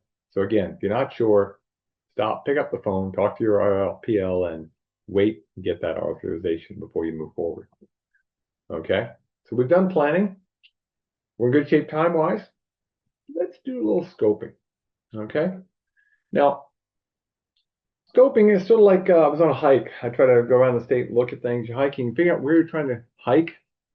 Scoping is a lot like that. You're trying to figure out what you can do both efficiently, but also safely, and also with the funds that you've got available. And there's lots of chapters involved. And again, I may miss one. So If we look at the wheel, it looks like scoping is the simplest, easiest because you're just hiring a consultant. Well, actually, scoping, you really want to do this whole wheel, this whole process before you even go out and get the funding. You really want to have started the whole thing through. And we could do scoping with a bridge or the safety project, and we'll do that in a minute. But let's do a project exercise. Okay, we're gonna do something completely different than what you're probably thinking. Okay, ready for a different exercise? We're gonna do planning, scoping, design, construction, and operations and maintenance. Okay? And what I want to do instead of building a bridge project or a safety improvement, I want a taco. Okay? So it's Taco Thursday. I know it's supposed to be Taco Tuesday, but it's Taco Thursday. I want you to think about the entire process, though. That goes from getting everything out of the cupboards and the fridge, and when you are done with the project, this taco project that we're going to call it, you're ready to make your next taco. So you have to do everything, the whole kit and caboodle. You ready? Going to build ourselves a Wordle. Let's see what you come up with. Here's our taco exercise. I want you to put in everything you need to make and enjoy your taco and be ready to make another one. You're going to need meat. You're going to need to have a stove. Yeah, that's pretty important to cook things. You might need some money to go buy what you don't have. If you're making your own tortillas, you're going to need flour. Otherwise, you can just buy the tortillas, or you can make them from masa. Yeah. You need seasonings. You need utensils. Very good. Cheeses, sour cream. Yeah. You probably need some knives, depending on what you're making. Some people like cilantro. My wife hates cilantro. She's in that group of people who thinks it tastes like ivory soap. You might want avocado. Some people some people hate avocado. Okay. You might want corn. You might want a corn tortilla instead of a flour tortilla. Yeah. Okay, let's see. I'm looking for three things. You want something to put it in, like a tray or a plate. That's good. Yeah, otherwise you make some mess. How are you gonna utensils? You'll need utensils to move the meat around. Now these aren't the kind of tacos. Oh, there it goes. I just saw it. Hang on. It's here somewhere. I saw there it is, a napkin. Yeah, you absolutely want a good napkin. That's critical. You probably want some bowls to put the ingredients in. You might need a microwave to help out. You want a fridge, pans. Yep. And I'm still looking for two things. Am I ready to make my next taco? Not yet, because unless I'm crazy, you have to clean the dishes and put them back away? Because if you don't, you're just going to have dirty dishes in the sink. We'll be like teenage boys. We're just, we'll just have to get a new one until we run out of utensils. Okay? So when you think about a project, don't just think about eating it. And by the way, nobody's eaten theirs yet. I don't see that on here either. You do have to eat it at some point. When I say scoping, think about the entire process from the very beginning all the way until you get ready to go. And there we go. Yummy. There we go. Okay. Think about the entire process. And we'll come back to that a little bit here and there. And we'll probably do one more exercise together. But think about what you might need to have. And everybody can agree or disagree on that. Okay. So let's do a different scoping exercise. I can do it two different ways. So I'll tell you what. We're going to let you guys vote. Democratic system here. Raise your hand if you'd like to do a bridge project. Raise your hand if you'd like to do a bridge project. Okay, we'll give you about 10 seconds to vote. Okay. So we got 14. Okay, I'm going to lower everybody's hands. How many of you would like to do a safety project? We'll do a road curve improvement. And we've got a lot of you not voting. Looks like that's our winner today. So our winner is going to be a safety project. So what we're going to do is we're going to we got a curve, and this curve has got some safety problems. People keep crashing and going off the side of the road. We want to improve this curve here, right? Okay. So what we're going to do is we're going to do that. So it's going to take me just a sec. Uh, I got to do two things here now. Since you guys, I guessed wrong today. Sometimes I do. There we go. Okay, let's see how this worked. Everybody can now do we're going to do a curve improvement. So let's see what you guys come up with.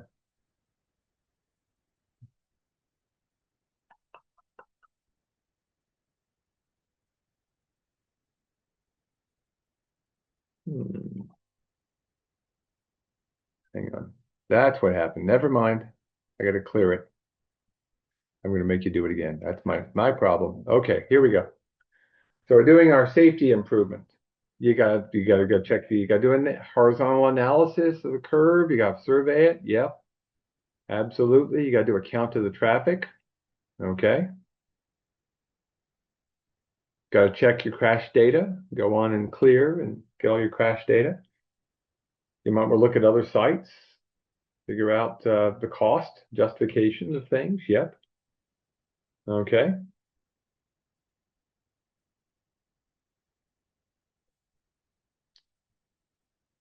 Gotta check your drainage and your lighting. There might be some environmental issues you've got to deal with at a particular site. Even though you don't think of a roadway as being environmental like a bridge, maybe there's still probably environmental. But utilities do you have to deal with? Are you going to try to lower the roadway a little bit? That could really hit your utilities, depending on what you have to do. Okay. You got to check your super elevation, stuff like that.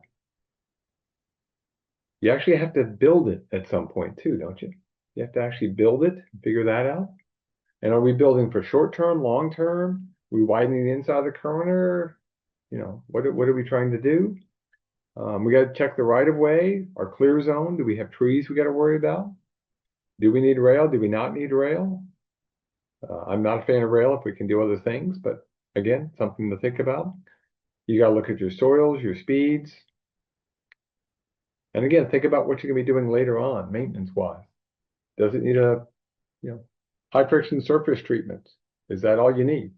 Sometimes you do a scoping exercise, and at the end you realize, we could have gotten away with a lot less. So it's a really good process. Go through the entire scope. And again, think about the entire project before you even go out to get funding. It can be very, very helpful later on. Okay, so keep that in mind. And we can do it for bridges. We could do it for just the curve markings. We could do it for almost any projects that we've got to have. And it's usually fairly helpful to have that. Okay. So step 4 is selecting and hiring the consultant in the big wheel. But the idea is by the time you hire the consultant, hopefully you've already got a pretty good scope. You've got a pretty good sense of what is it you'd like to do. Do you need to replace this bridge or just rehabilitate it? Do you need to do something major on this curve or just put up some signs? Now, in terms of consultants, remember, federally funded projects, there's certain rules. Could be a municipal employee. Yeah, it could. It could be a consultant you've got on retainer. However, how you select that consultant does matter. It still has to be done through a qualified based selection. You could do one specifically for that particular project as well. But no matter what, you've got to have a system in place if you're hiring outside for qualified based selection. That's pretty important. Now, yes, if you're doing things locally, you can do your own process. But the reality is, if later on you decide I want to go get federal aid or state aid, you really should be using QBS anyway. It's still required, technically. Okay, one of those things we don't think about. We really should have a qualified base selection process for any professional services that are out there. Okay, even you're hiring somebody on retainer, there should be a process involved. So again, we're fair to every single person. And it needs to be less than 3 years since the last time you did the competition process for the QBS, if you're using that process. Now, qualified base selection or QBS, you'd be placing an advertisement. You'd have a committee that evaluates the proposals. You're going to definitely need to interview the top rated firms. And then you're going to re-rank people based on the interviews, and you're going to pick the top one, negotiate with them after you make a final selection. Here's the thing, it's professional service. You don't have to go out to bid. but that also means cost is not a factor. You can't use cost as deciding between firm A and firm B. It's qualifications-based selection, okay? And so this is the Brooks Act is where it comes into play. Um, Now, there is something called the LDSA Local Design Service Agreement. This is good news for you if you don't know about it. It's done through the county highway superintendents. They've already done most of this work for you. They've put together a list of firms and project criterion. They already did most of the selection and they did ratings. So what you're going to do is you're going to contact the firms on the LDSA list. They're listed by region. And then you're going to, again, you still have to look for top few firms and re-rank those top few firms, but they've already done most of the work for you.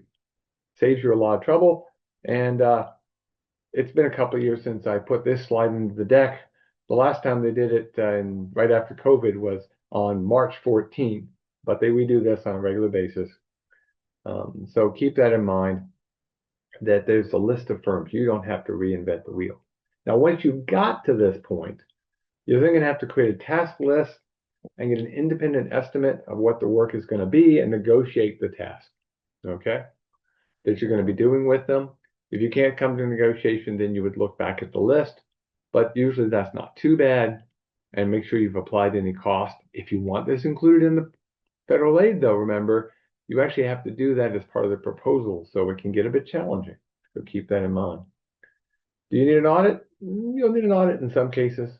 So you may have to do some auditing if they don't already have one, depending on the size of the project.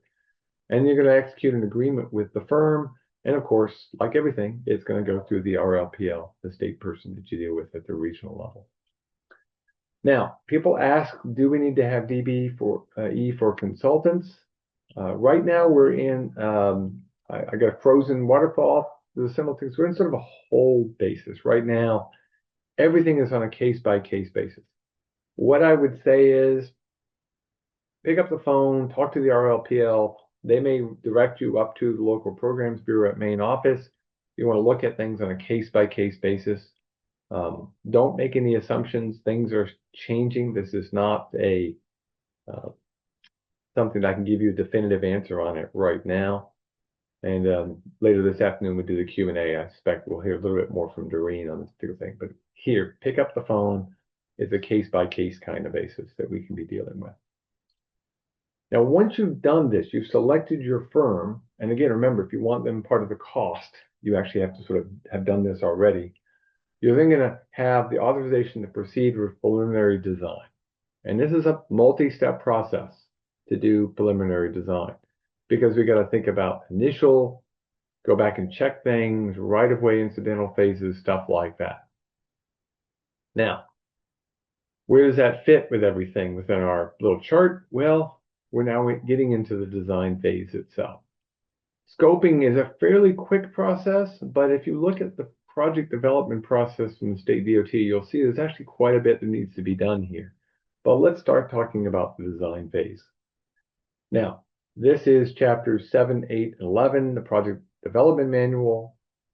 There's lots of different resources that are available.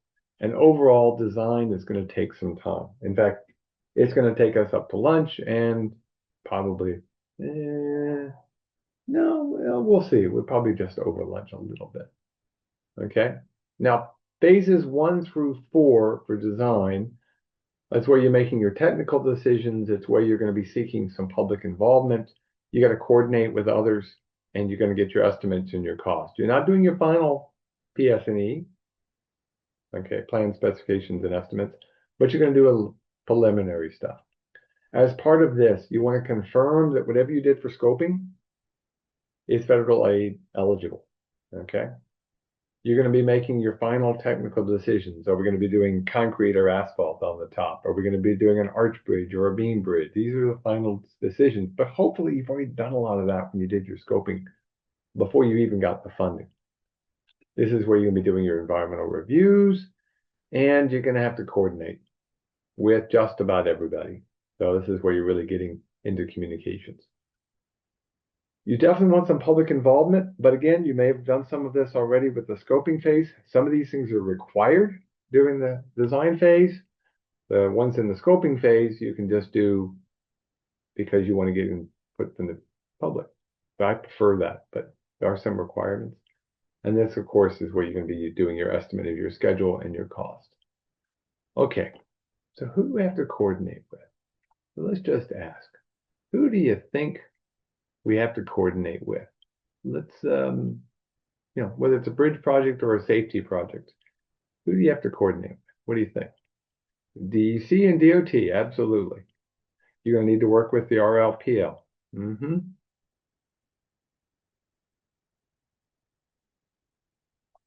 Utility companies, maybe state historic preservation might be involved. The Army Corps of Engineers, whatever local town or village or municipality you're in is probably going to need to be involved. The railroads, yeah. You're going to have your engineering firm involved. Okay, there may be some real estate issues you got to deal with. The community, businesses, schools. Make yourself a list and know that it could change. One of the best ways to do this is not that different than what we're doing now. Just have people brainstorm different ideas. If you ever do that, by the way, I advise you, have everybody do it on their own first, for just a minute or two. Before you write anything down, write on their own sheet of paper so you don't miss something, because otherwise you can get dominated by everybody going, ooh, I like that idea. And then that's all they think about. They don't think about something new. You might miss something otherwise. Because again, I see a couple of others that were added. Emergency management is going to be involved. You want an elected officials involved, maybe an IDA, industrial development agency. So there's lots of different people, including just plain old residents. And yeah, you got to think about the fish and the wildlife. It's hard to communicate with them and coordinate with them, but you do at least have to think about them. And there are certain times of year when you can't do certain work and activities. That's where the DEC will help you there. Now, if we were doing public involvement, okay, we've already pretty much listed everybody else on here, but this is actually a requirement. Okay, there is a public involvement for transportation planning. If you were going to put down who is involved from the public, who would that include? Yeah, who's in the community? Politicians, businesses? Yeah.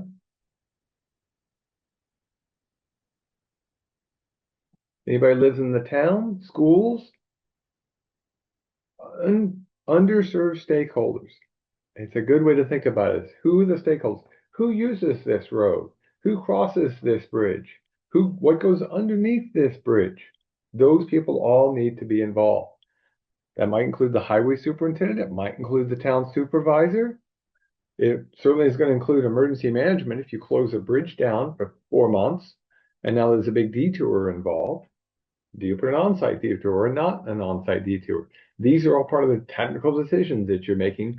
Again, technically during the early design phases, but better yet, if you could do it during scoping or even before you go get your grant would be obviously the best. And maybe you need to bring the chamber in. Yeah, good answers. Now, right of way. Right of way can create all kinds of fun stuff for us. And this is where you're starting to think about right of way and your right of way incidentals. What's going to happen is you're going to go through and with the design report, you're going to start making a list of the right of way issues that you have to deal with.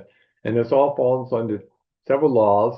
One's the Federal Uniform Act, as it's called, that's technically the Federal Uniform Relocation Assistance and Real Property Acquisition Policy Act.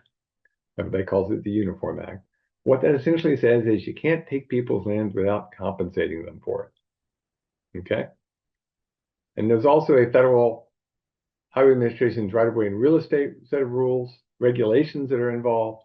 Okay? And New York State, of course, has its own eminent domain procedure law that you might run across if you have to actually take the land. Now, what does this include? Well, it includes your title searches. You're going to prepare something called a brochure which lists all of the possible properties, and which means you might have to have maps and deeds prepared, and you're going to have independent appraisals for all the properties that you want to get. And that means you're going to have a big table listing all the possible right-of-way acquisitions. Now, this is the incidentals to starting. We aren't negotiating anything yet. And I do want to remind you of something that New York State deals with, which is so much fun, and that is roads by use or streets by prescription. And what that says is that if you have a deed, the deed controls the right of way, but otherwise the right of way is what's been used and maintained by the public for 10 or more years. So the guide rail on this bridge probably is in the right of way, but the right of way doesn't go beyond it. The trees are definitely outside of it. Let's give you one that's a little easier. I'll let you click on this one. You get to click on the picture. Where's the edge of the right of way? Assume this is a road by use. Where's the edge of the right of way? It might be that fence line. It's certainly in front of the big heavy tree because that's a fixed object. Anything that's a fixed object, you pretty much lost it after only 6 years. You know, it might actually be the edge of the pavement. If you've never actually maintained that land and done anything to the ditch or lack thereof, it may actually only be the asphalt. Okay? Right of ways by use can get very complicated and do not meet the criterion for federal process. You have to have the right of ways in writing. You cannot use by use kind of situation. So you're going to have to go get easements from people. And defining what those easements are can be difficult. Now, somebody put in the Q&A that looks like a farm fence. It might have been a farm fence at one time. It's now residential. That's just up there because somebody likes the look of it. It's not a farm at all. I've never seen an animal behind that particular fence. Okay. But let's look at one. So what you're going to do is you're going to go out and you're going to survey. You're going to try to figure out where the right of way actually is, if you need to acquire it. And even if you think you know what the highway boundary is, and this maybe the survey says they use the term AHB, which is the approximate highway boundary. Hopefully you've got a better survey than that. But let's just assume the boundary, there's the sidewalk. Okay, and the sidewalk in this case, in one case is in front of the highway boundary, and the other, the boundary goes right down the middle. Okay, if the sidewalk is part of the project, you don't have that right of way for that sidewalk.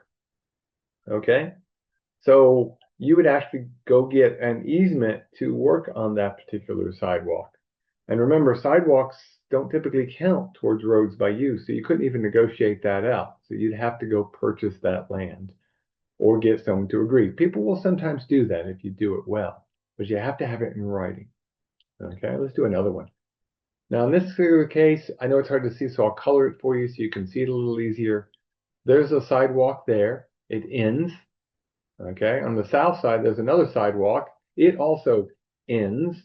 Okay, but if you actually look carefully at the deeds and the boundary, the north side of the property, the right of way goes out almost in front of a house. On the other side, it actually is on the north side of the sidewalk. Okay, so keep that in mind.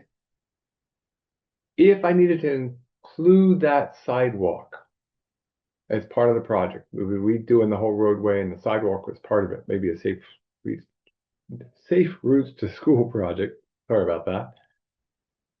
Mark where I would need to have the minimum for the southern edge of the right of way for the permanent right of way. Maybe not temporary. You might be able to do more for a temporary during construction, but the permanent, where would the minimum be?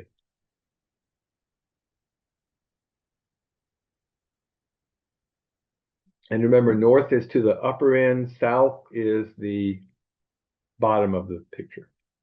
Okay.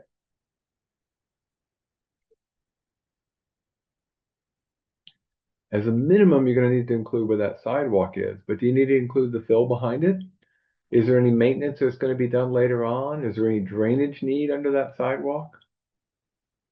So think about that when you're thinking about right of way. Don't go just to the minimum. Think about what you're going to need to have later on. And you might need to go even a little bit further. But if the sidewalk is part of the project, you're going to need to get that in writing, that right of way. And these are some examples that were sent to me from DOT. Let's see if he's on here. No, not on here today. But so the idea is we got to make sure we know where the right of way is. So here's one where they came across, there's a sidewalk. The blue line that you're going to see is the edge of the right of way. So the right of way for the road goes into the road. They didn't actually have the land where the actual sidewalk is. Okay? So now we're going to have to deal with a situation whereby that land that's in this zone here, let me get a color that's, yeah, that's a good color actually. And black. I'm going to change it slightly. We'll go purple. This area here, as a minimum, you're going to have to purchase or negotiate with the landowner to get that land because it's outside the right of way. And again, for federal aid projects, you have to have it in writing what that you've got the right of way. You've got at least an easement and better yet own the land. Now, if you want a good example, I was down in New York City this last couple of days with the New York State Association of Towns meeting.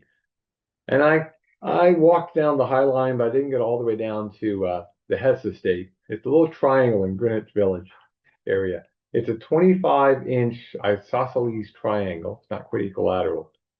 Where they put new roads in, but they never actually properly took this small little triangle of land. So it's technically a sidewalk, public sidewalk that's never been dedicated for public purposes. Okay? So these are things to think about. And somebody put in here says right away behind the sidewalk to include the minimum cut fill behind it. Any flattening needed beyond the minimum is negotiated with the property owner for aesthetic or mowing reasons.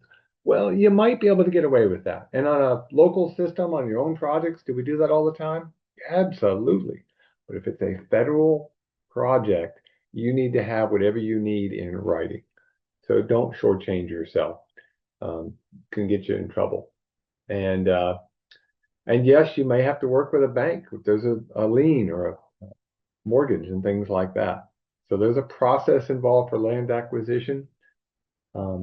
Remember that there are different types of land acquisitions. There's easements. You know, you don't have to have a permanent easement if you're just doing construction work. You can do it temporary, and that can, just be in a simple form.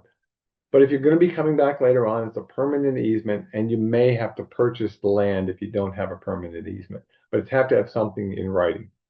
Now, in this particular case, you're doing your initial right-of-way incidentals. This is not the place where you do negotiations. You make no commitments and offers yet. You don't even acquire property yet. This is preliminary because remember, you haven't finalized the design. Things may change, and you can get yourself in trouble if you do that. So don't go forward with any negotiations. If people ask, just tell them, hey, we're looking at doing a project here. We're just checking out where we might do something. Haven't made any final decisions. Don't do something that might people thinking I can make money because of the land. We'll come back to that in a little bit because it turns out they can't, or at least they shouldn't, but people try to all the time. Okay. Now, what you're going to do once you've got your incidentals, you're then going to develop what's called a design approval document. Sometimes I've heard it referred to as the DAD. If that helps you remember it, that's great. Okay, the DAD, there's mine. The design approval document. Okay. Now that design approval document, what do you think would be in there? What would you put in a design approval document? You haven't done a final design yet. You've done preliminary, but what do you think is going to be in there? Yeah, your right-of-way incidental. What you're thinking you're going to need for right-of-way, your starting point. Your materials, your types of materials, any environmental issues you're going to be doing. Okay?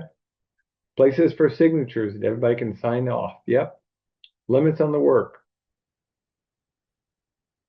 Okay, any environmental stuff? Requirements? Yeah. Historical stuff? Yeah. How about the location of the work? Yeah. Scope of the work, cost is usually going to be included in this. The funding sources that are available, a schedule of work to be done. And again, if you're trying to include all these things in the grant itself, That's why you want to walk through this whole process so that you've essentially included it in your grant application that you got enough money. Okay. So yeah, these are all things you're going to have to think about adding in to the system. Okay. And by the way, this is also where you might put in alternatives. Maybe you've decided, I'm not sure we're going to put a concrete or asphalt surface on here, or is the deck going to be a um, sidewalk on one side or both sides? This is a place where you could put alternatives in, and you can even design those alternatives if you wanted to allow a contractor to decide between, say, a concrete deck or a concrete beam, excuse me, or a steel beam. You could put those things in there. To get your pen ready, we're going to go through a whole bunch of stuff that is associated with the DAD, the design approval document, and including the Federal Environmental Approval Worksheet, or FEAW, Seeker, Endangered Species Act, Fish Habitat, Historic Preservation, a whole bunch of acts that come into play. And again, you don't have to memorize all this. It's available in the local projects manual, and they will help you walk through the process. Don't miss things. So one thing you'll be doing is you're going to be filling out an approval worksheet for environmental issues, but just realize there are changes. And I just realized when I was typing this on the bus trip back yesterday, it didn't quite do what I wanted it to do. There were revisions out there to NEPA, and they are listed in the Engineering Bulletin 25-025, not just 25. There are revisions out there. So you want to make sure you checked if there's new environmental things. There are definitely changes coming up. Okay. There is certainly a major change in the regulatory environment. Yes, pun intended. But just be aware of the fact NEPA is still there. It's just there may be changes in terms of specific things that are being covered. For instance, some of the references to environmental justice have been removed and are no longer required. But other parts of it, like saving our friends certain newts, not this guy, he's pretty common. He's a common American newt, but there are certain species that you got to worry about. So make sure you understand the NEPA process. The state has its own process too, though. And so New York State does have the State Environmental Quality Review Act. There's a handbook. And again, you'll have to work with DC on this. And the sponsor, i.e. the local agency, is typically the lead agency, but not in every case. If you were doing a combined project, maybe with county, where maybe the county would be the lead agency and your town or village might be the secondary. But make sure you know who's going to be the lead agency to make sure everything is done. You certainly still have to follow the Endangered Species Act. Species go up and down in terms of whether they're added in there or not. And if you're not sure, there's a process involved for that compliance. Okay. And so just keep that in mind. That includes, turtles and lizards and bats and things like that. The idea is if you're in an area where you're concerned about it, ask. And the good thing about RLPLs, they might be able to help you out. And of course, you can work with DEC there too. If you're in the coastal waters of New York State, you have to worry about essential fish habitat, herring, flounder, things like that. There's a list of species. Most tidal areas have fish that is considered essential fish habitat, which includes further up the Hudson than most people realize. Okay. Essentially, wherever there's even a little bit of salt water. So if you'll notice, it actually goes all the way up to Albany because the Hudson actually does have some salinity that far. Though most of it drops out before, you still have to think about that. So these are things to be aware of. So if you're working in those zones, you might need to think about that. If you're near a wetland, anything less than half an acre, it's more streamlined. But again, don't just go working in wetlands. Make sure you got permits. This is a case where it's better to get permission and not, oh, it's okay. We want to get permission ahead of time. Forgiveness is not going to work in this particular case. Try to commit to doing the right thing wherever you can. And the idea is no net loss of wetlands.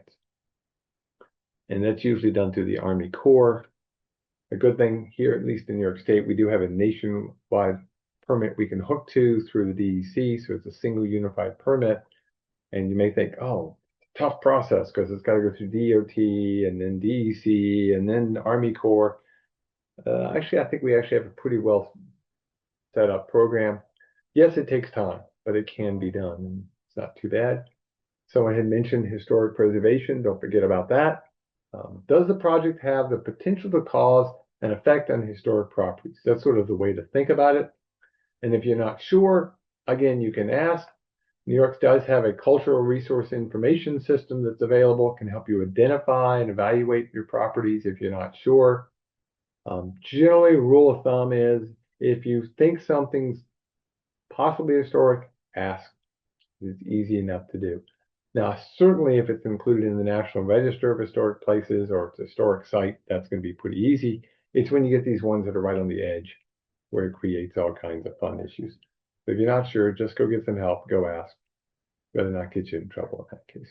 What's going to happen is FHWA is going to get pulled in on this possibly, and then they're going to decide, no, there's nothing historical, there's no effect on the historical, or there's no adverse effect on the historical. So in those cases, it's a pretty simple process and you can move forward. If not, then you'll need to develop a memorandum of agreement on what's going to get done to protect the historical property. Now, this is one that actually affects more than you might think, and that's the U.S. DOT Act of 1966, and it deals with parks, recreation, and historic resources. And turns out that includes publicly owned parks. So if you've got a rail trail that you've created and you're working near the rail trail, you may fall afoul of this if you're not careful. So just be aware of the fact that if you're working not just in places where you've got wildlife and waterfowl and all the things you would expect, but even recreational areas, if you're near them, you may need to check out and work with this particular act. And that means there's a process that might be involved to identify the use of the property. And this is where eventually FHWA gets pulled in and they're going to think about whether or not it's just de minimis work and it's not a big deal, or you're going to have to do a full evaluation. A lot of cases, if it's a park and you're near the park, you're not really changing anything, it's going to be considered de minimis. You're just not doing that much. But if you're not sure, go ask, because as someone put in the Q&A, there are lots of new rules out there. Okay, some of those rules have made things better, and depending on your point of view, some people say those same rules have made things worse. Just be aware there are rules. Pick up the phone, talk to somebody from DOT and work the process. Again, that's where the RLPL can really help you. But of course, they have a time constraint like everybody else. So if you're not sure, go help. If you have to do something, then you're going to have to figure out how to make it, quote unquote, right. There may be a programmatic agreement. This is going to certainly come into case with historic bridges or minor historic sites. Again, if you've got a bikeway or walkway project and you're intersecting things, you might need to think about that, because a lot of times we do put bike lanes and bikeways and walkways in old railroad beds, which means they may be going by historic properties. And of course, you just need to be aware of the fact that if you're not sure, think about it. Here's the key. Transportation projects that have a net benefit, you can almost certainly do them. But there are, of course, exceptions. But you got to show a net benefit. Most projects will have a net benefit, but try to do what you can to keep the historical stuff kept, and you'll be in pretty good shape. Now, we do have to have public hearings. Again, I told you I actually like to have some way back in the scoping phase before you get the official ones, but there are some public information meetings required depending on the size of the project. There's a formal requirement on how to do those and a process involved. But if you can get alternatives from the community, I think you're going to be better off, and you'll get their support. They'll become your champions, which is, again, why I like to try to do that actually way back in the scoping, even outside the official constraints here. Good ideas can help make everybody a little bit less stressful about a particular project. So you can put all this together, and again, if we had 2 days, we'd talk a lot more about the DAD. It's a pretty important step, but I just want to make sure you understand that the design approval document is a very important step. And again, you got to have approval on this before you can move forward. and you can't do final design yet. And then what you're going to have to do is you're going to have to wait for any seeker or NEPA determinations. You're going to have to make sure that the historical stuff has been signed off on it. And then you might have to get additional help if you're on the national highway system or in the state system. You're going to have to get additional sign-offs. Okay? So now let's start moving forward with detailed design. Okay? Step 7. Woohoo, we moved up. Now, there are several phases with final design. You're going to have to make sure you follow the state's highway design manual and the state specifications for the final design. I'll talk a little bit more about this, but just realize that with very, very, very few exceptions, you have to follow the state's highway design manual and the state specification. And if you can't, boy, you really got to show why. So generally, this is where you're going to be doing final design. And this, by the way, is where you're also now applying for your final permits, for your environmental permits, for your any permits you need from Army Corps, anything like that. You're going to be doing that during this phase before you get to construction. And you're probably going, wait a second, he's not talking about acquiring property. Didn't we talk about this before? Yes, but remember, you don't want to do the actual acquisition until you have a final design, which is step 7. So now you acquire the property. To acquire the property, you're going to now officially go and notify the affected property owners. Will they probably know about the project ahead of time?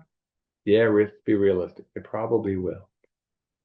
At this point, if you can't negotiate something, you're going to have to provide written offers of just compensation, which is done independently, a title search, and then a whole bunch of calculations for how much money to quote unquote purchase the land, which means an appraisal, an independent appraisal. Okay.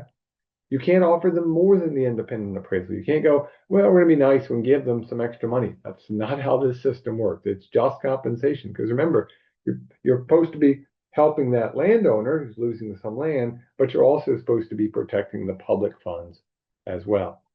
At this point, you're going to do the payments. You're going to actually acquire the title and have some rights to the property. And remember, federal project has to be in writing. We can't just assume what the right of way is. And a good way to think about this is a public facility should never be on a private property. If this was a road by use, well, you get this weird situation where those rocks are probably in the right of way, but as soon as you get away from this little catch basin culvert cover, the right of way might be in front of those fence posts.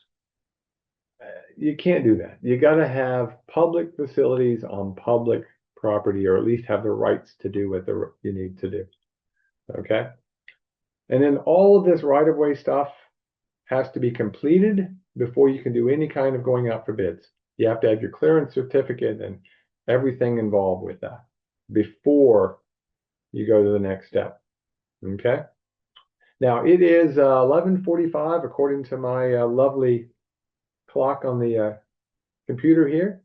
We promised people 1 hour cycles, and we'll take a lunch break.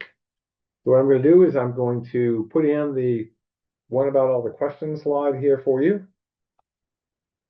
So you can add your additional questions if you've got them. But right now, we're going to be taking a lunch break, and we'll start back up at 12:30. Okay? Catch up with everybody later.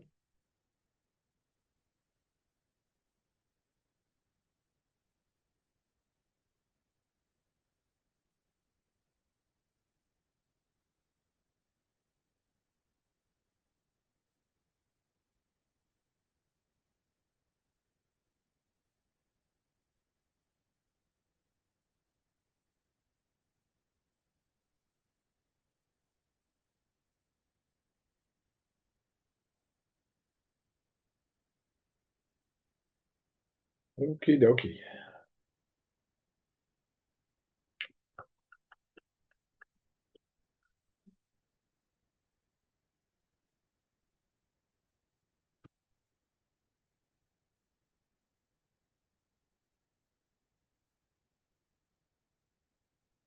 Okay, well, hope everybody had yourself a good lunch. I got my Wordle done for the day, so I call it a good day, right? So we are now about to prepare contract documents in our federal aid loan project.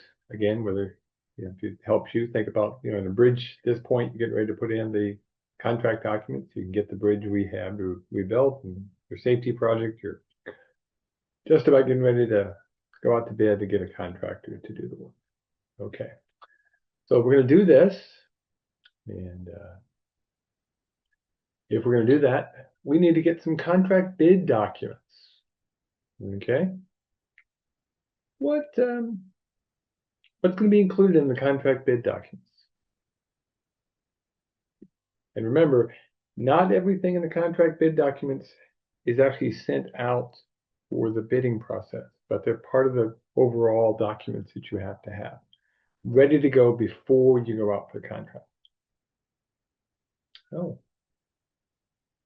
should be contract, not contact. Sorry about that.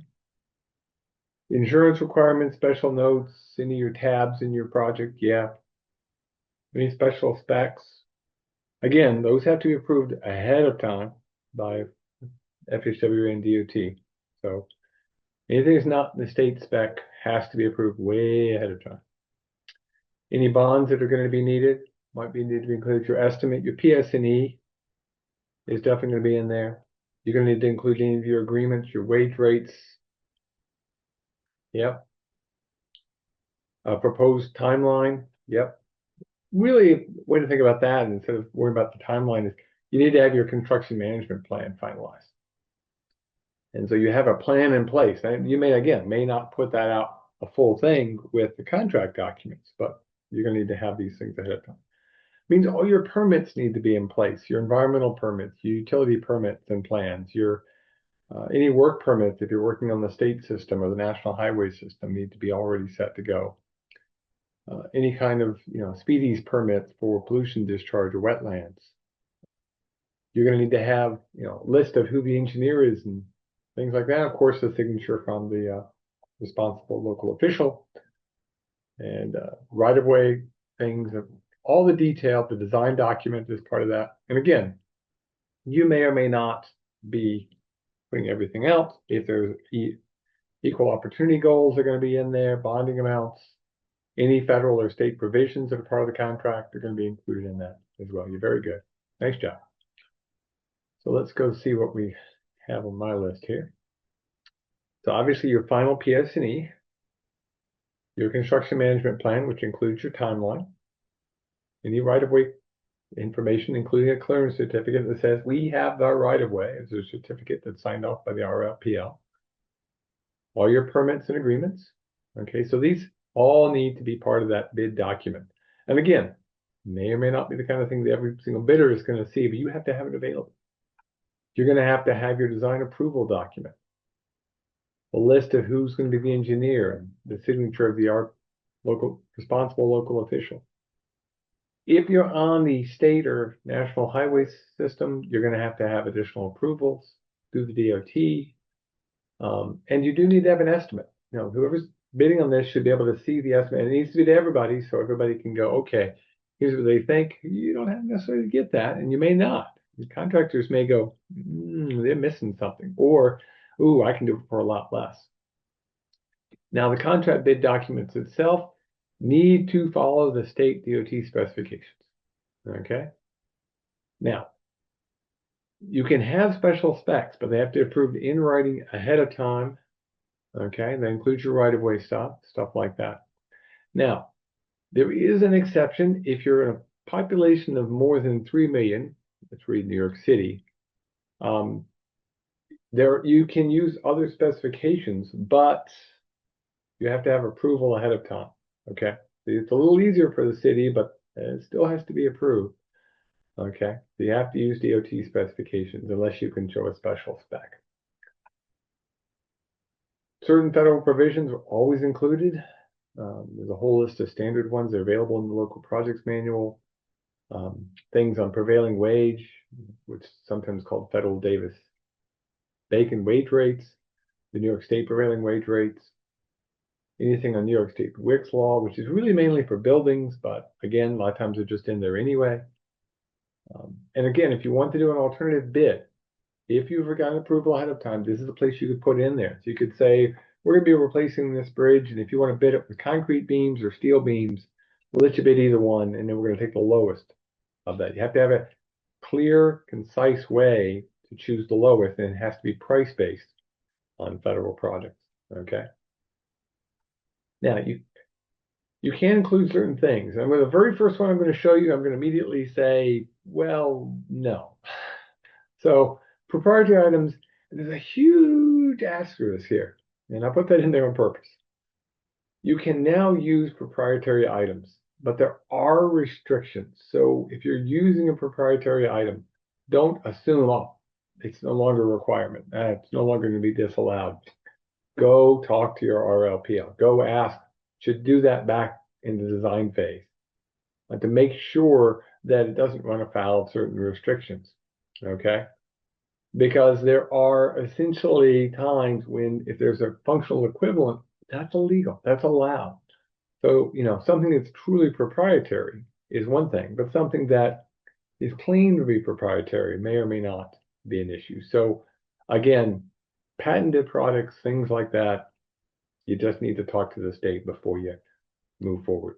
You can't use warranty kind of things in the project, okay? Retainage is not allowed in federal aid projects. And of course, you do need to understand it can't conflict with any of the federal requirements that are out there. We use competitive bidding for federal aid with the other possibility, force account, i.e. done by the local agency.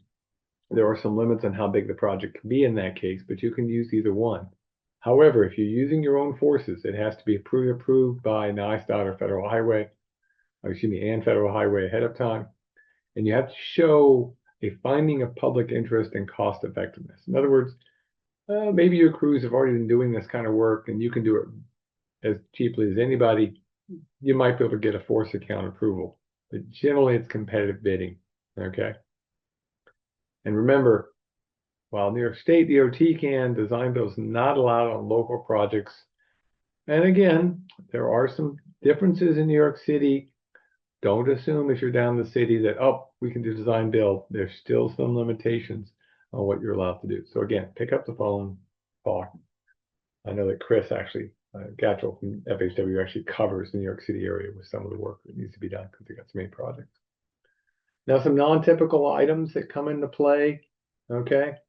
For instance, including that public interest finding. You can use state and public agency materials. Perfect example of that was the old beams from the old Tappan Zee Bridge. Had to be approved, but of course, once it was approved, they could use those leftover materials. Again, specifying the use of proprietary items. You just have to show that there's truly a need and it improves the project. If there's a matching item that's equivalent, that is allowed to be used. If you need to store stuff off-site or get rid of things, you got to come up with a public interest finding to show there's a value in that. And there are some ways to do warranties on some parts of a particular project. But anytime you're doing these, go get approval ahead of time. And again, I would do it back in, if possible, way back in the scoping phase, but certainly in the preliminary design at the latest. Now, a few other contract issues that come up. And again, the regulatory environment certainly has changed and is continuing to change. So what I'm telling you now still might need to be changed even in a few months. So don't assume it's going to stay the same. So for instance, manufactured products, the waivers for that, the comments that have been put in, they're pretty much, a lot of those are gone. You still got to buy America, Build America, or sometimes called BABA. Okay. So essentially it needs to be an American product with a small amount. This includes steel, it includes iron, it includes construction materials. If you need to include foreign material, it has to be less than 0.1% or $2,500 of the contract. Okay, whichever is good news, greater. Okay, so you got a really big project, you can have a little bit more, but it's not a lot. Okay. And you're going, well, I'll just get a waiver. I'll get a Buy America waiver. Well, first off, they have to be approved prior to installation, which you don't want to be going out to bid trying to get a waiver. You want to have that approved long before you prepare contract documents. There has to be a de minimis cost or small grant issue involved with it. And schedule is not the driver. Okay. If it's made somewhere in the US, schedule is not the driver. So it has to be something that's only available outside the US, or there's some overall value to the nation. Okay. So when would the waiver be considered? Well, again, minimum in the design phase, but if possible, you might even want to go all the way back to the scoping phase to look at it. There are not a lot of them. I get the daily updates of the federal, things that are put out every day, the Federal Register, and I go scan down to FHWA on a regular basis every day. I've seen 2 Buy America waivers this year. Okay. One of them was an update on the EV charger one that had been put out last year, the only national one I saw all 2025. I could have missed one, I'll be honest, but there are not very many national ones. And all that was looking at maybe changing some of the language. So that one, they actually disappeared. And then there was one that allowed on a very specific project that they were able to get fully locked carbon steel cables and certain components for a project at the Port of Los Angeles. A single project got a single waiver. So again, they got to be approved technically prior to installation, but boy, I would really go back to the design phase if you really think you have to have something that's outside the manufactured outside the United States. Okay. Now, you're going to have civil rights reporting is over this overall process. So let's talk a little bit about that. Again, this is a landscape that is changing quite a bit. This includes the DBEs, the disadvantaged business enterprises. It includes the EEO, or equal employment opportunity issues that come into play. Again, it's a changing landscape. There's some things that are on hold right now. Just check back whenever you get the NOFOs, and if you're not sure, pick up the phone, talk to the RLPL. They can help you out with some minor exceptions at certain times when they can. And of course, they're busy. Now, one thing I want to make sure you do understand, whether you're dealing with federal aid or state aid, the programs you deal with matter. So for instance, you may have heard of the MWBE, Minority and or Women-Owned Business Enterprises, or this is a lovely acronym, SDVOB, Service Disabled Veteran-Owned Businesses. Those are state programs, not federal programs. They're not part of federal aid. So if you're doing a Culvert New York project with New York funds, then you may have to worry about those. But in federal aid, no. They're separate programs. Okay, a lot of the goals right now are in delay mode or in hold mode. So the goals, the law's still there. They have to be set narrowly based upon the type of work involved, the location, and the availability of the work and the people to do the work. Okay. Once a goal is set, it's going to be part of a participation package, which is submitted with the project by the contractor to make sure they can meet the DBE goals that's set in there. But before you go crazy, New York State has got tools for this, but there are engineering bulletins that you need to read through. Engineering bulletins 25016 and 25004, and I probably have missed some, but this is a changing landscape. Once it's set up, it'll be a commitment based upon the percentage on the bid, if there is a DBE goal, just so you know. Okay. And then attainment is based upon the dollar amount. So if someone bids $1 million, it's based upon the $1 million in the bid, even if the project cost don't quite exactly match the $1 million. And these EE goals have to be essentially put into play as part of the overall process. As an example, we'll throw one out there, what the heck. Again, right now, a lot of these are on hold. I know that, but I just want you to make sure if you do come across a DB goal, what does that mean? So let's say it's an 8% DB commitment and the award amount is $500,000. Somebody puts it in, they get the contract, and it's $500,000. What's the amount you're going to monitor towards the DB commitment? Someone will throw in the Q&A what the amount of you're going to watch for DB work. I know I'm making you do math after lunch. That's always challenging.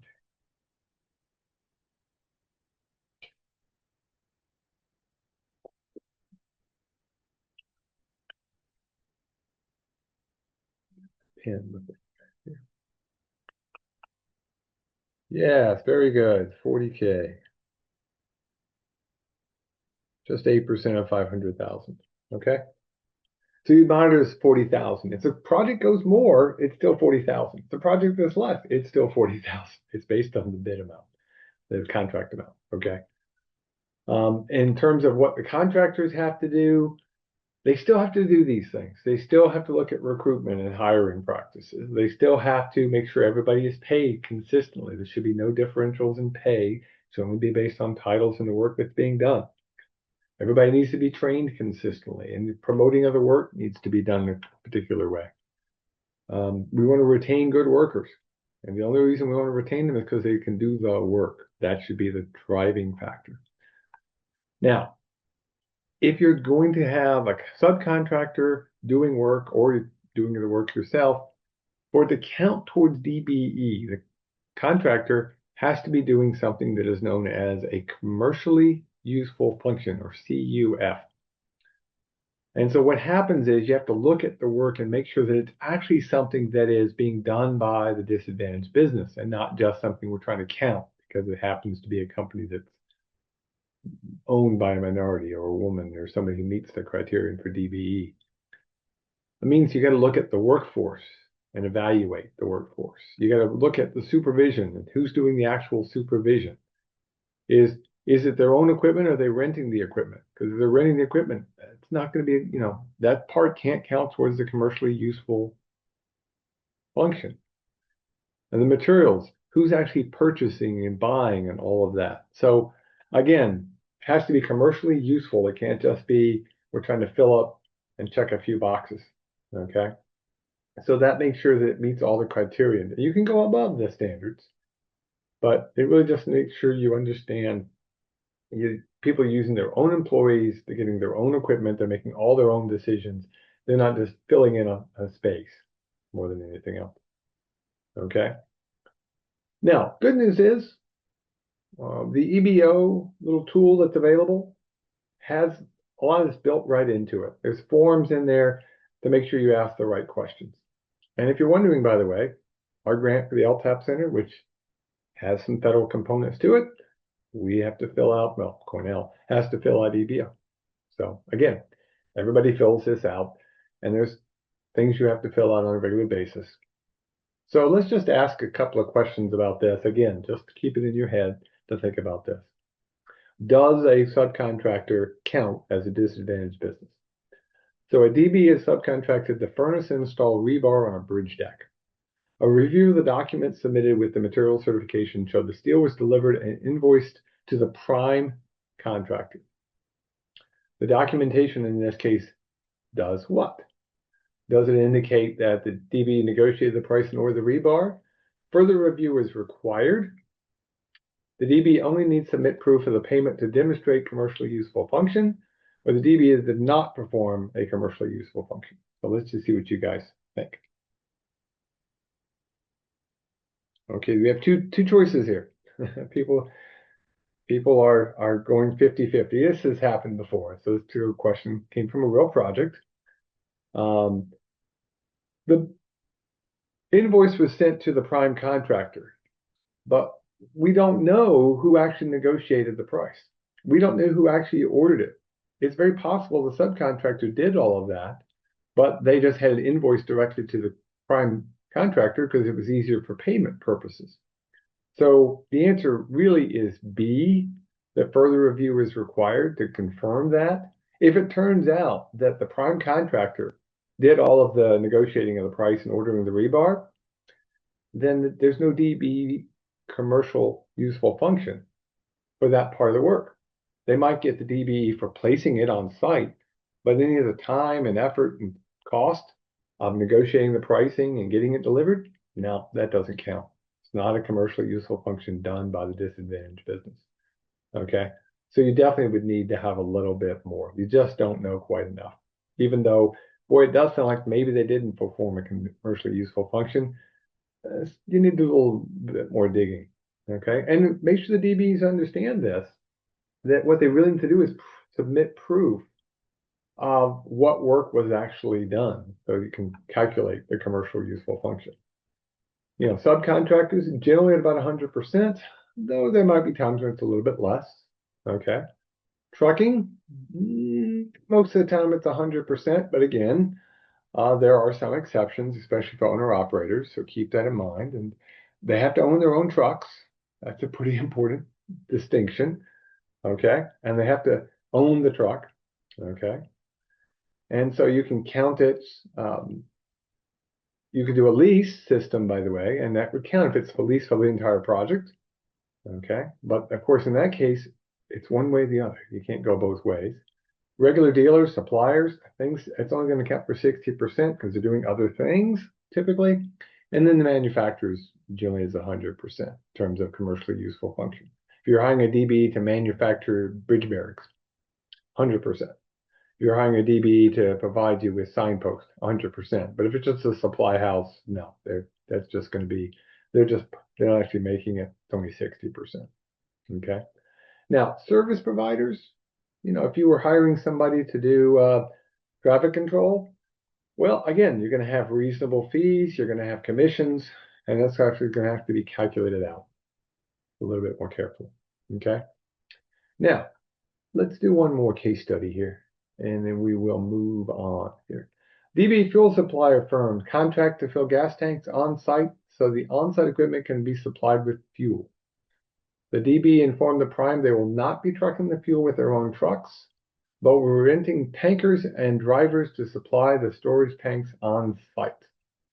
On other projects, they use their own fuel trucks. Okay, so what counts towards the commercially useful function in this particular case? Okay, cost of the fuel only, cost of the entire operation, broker credit only, or none of the above. Okay.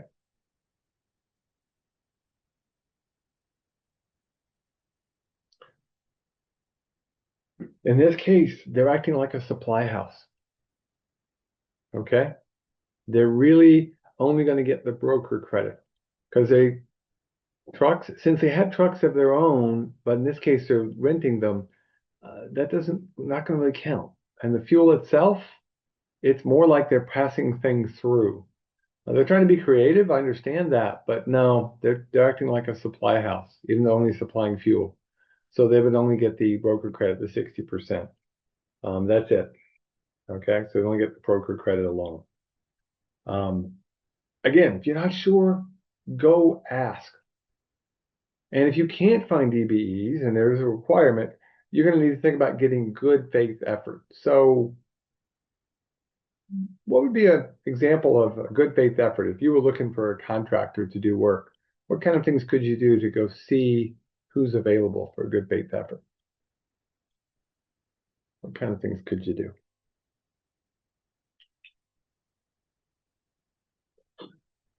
Advertise widely, absolutely. Yeah, that can help.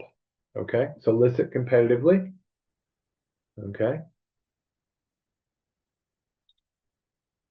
There is a list of DB contractors. The state does have that, a list. UCP directory that's sometimes listed that actually can help you people who've already been approved ahead of time. I've used that list myself. Okay. You can do some recruiting. You can ask the RLPL. You can look to contractors. Yeah, that's a really important thing. Make sure the information you've got is accurate and then do some background checks. That you find out someone who's not really a DBE. You may want to check with local community interest. Okay.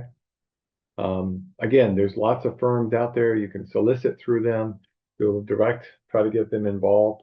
Okay. You could also break the project into even smaller chunks. So maybe where you can get some subcontractors who could do a small item. Maybe they only do supplying of materials, so they only get the 60% broker credit, but still, that's going to give you something. And what they're looking for in this case is good faith effort to do what you can where you are. There are parts of the state where it's just hard to get people to do certain kinds of work. But that's the idea. You're trying to do good faith effort. And if you haven't met the goal before the awards, well, you keep looking. So as an agency, you need to keep telling the contractor, don't stop. You keep going, you try new efforts, and you don't stop until you've either met the goal, okay, or you can show enough of a good faith effort that everybody agrees you've essentially cleared the well out completely, okay? But keep going, keep looking. You can always ask, and again, having a sit-down meeting with the RLPL might be a good way to get started.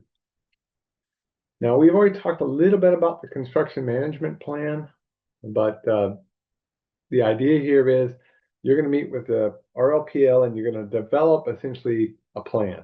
How are you going to get this built? How are you going to make your taco for the day? Which means you're going to have project milestones. You're going to have your QA, QC. I'll come back to that in a little bit. You're going to manage everything through something called the MERC, the Manual of Uniform Record Keeping. The main thing here is that we have consistency in terms of the forms that we're filling out. And whether you're making a taco or an ice cream sundae or a chicken dinner or building a bridge or replacing, improving a curve, the idea is to develop a plan, okay? And you really want to have well-written, good plans. Now we're going to try something here. If this works, great. If not, you can have a little bit of fun with it. We're gonna see if this plays here. I don't know if you've seen this before. I don't know if it'll sound is the only thing I'm not sure about.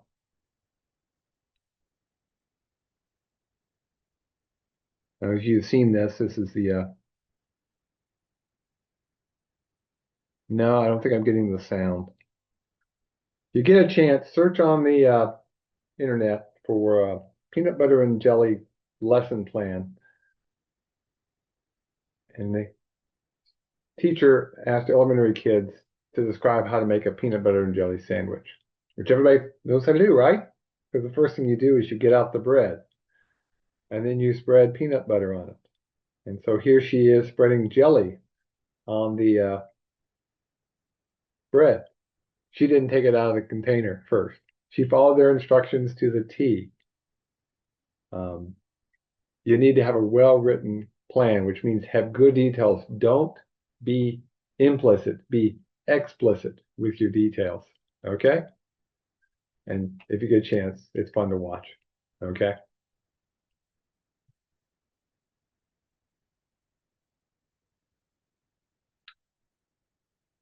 Okay, let me get rid of that. Okay.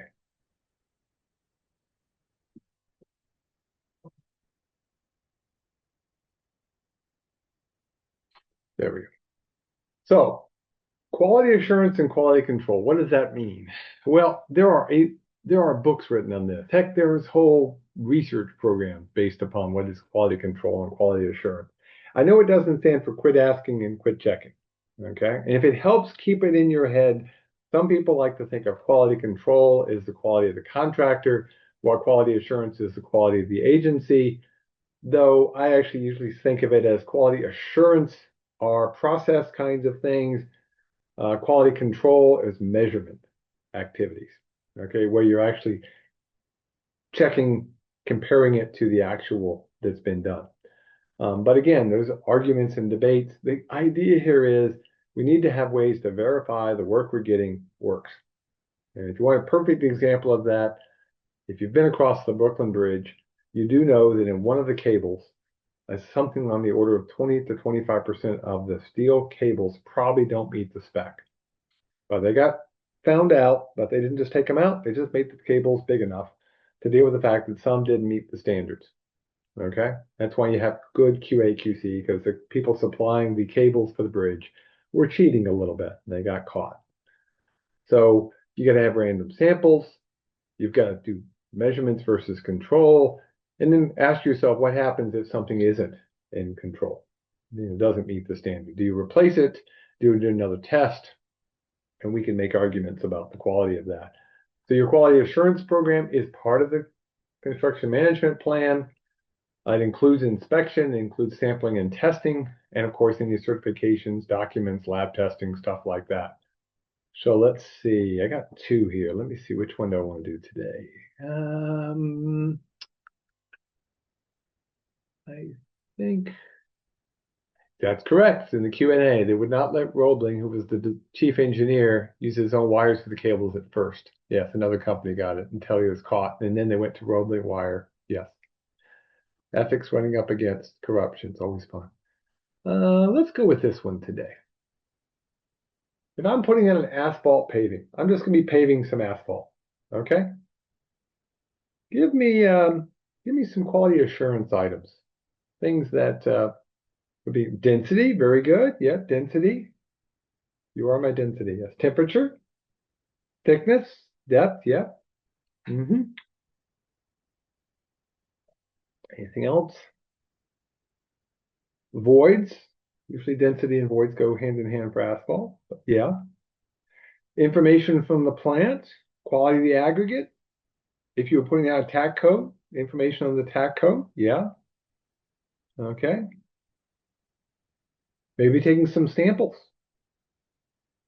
Think sampling is useful? Yeah, because you can't test it if you don't sample it. Maybe you have to go back and do some samples on site. Okay. And you can use a sonic method or nuclear testing. How many rollers are going down the road? How often do they roll? What's their vibration setup? Yeah. Make yourself a list. Again, I love forms to make sure you don't miss something, but we want to make sure we have that. And of course, the good news is a lot of these things have been approved ahead of time. You know, for state DOT on state projects, a lot of the things have been approved. So aggregate sources, things like that have already been done. So you don't have to reinvent the wheel. So that's the cool thing. You can always keep that in mind. Okay. Now, in your QA/QC plan, if it's on a state highway or the national highway system, DOT is going to be able to help you with the inspection and the specifications, especially at the plant. But materials off-site, you're going to have to do some quality assurance, especially for your steel items or your structural concrete. And then, of course, you're going to have to look at your bridge bearings. Anything is structural, you have to make sure you include in the QA/QC plan. If you're off system, NISDOT may or may not be providing inspection. You need to know that back in the scoping phase and then into the design phase because it's eligible for federal reimbursement. So if you have to do your own inspection, get paid for it. But remember, it's got to be part of the contract documents. So you don't want to be doing it afterwards. And of course, you need to include in the estimate the grant you're trying to get. So you need to figure out whether or not NISDOT is going to be able to provide the inspection. Okay. Now, what do you think has to go in to that construction management plan? What else? What haven't I talked about? Or you can repeat what I've already talked about. What's in the construction management plan? Okay.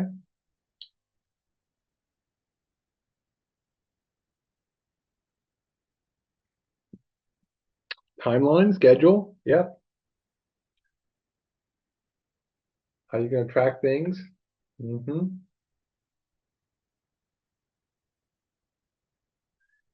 Inspections, personnel. By the way, on these ones, if you like somebody else's answer, you can just click on it and make it give it a star. Makes it higher up in the list. Who's the personnel? What inspectors are going to be involved? Okay.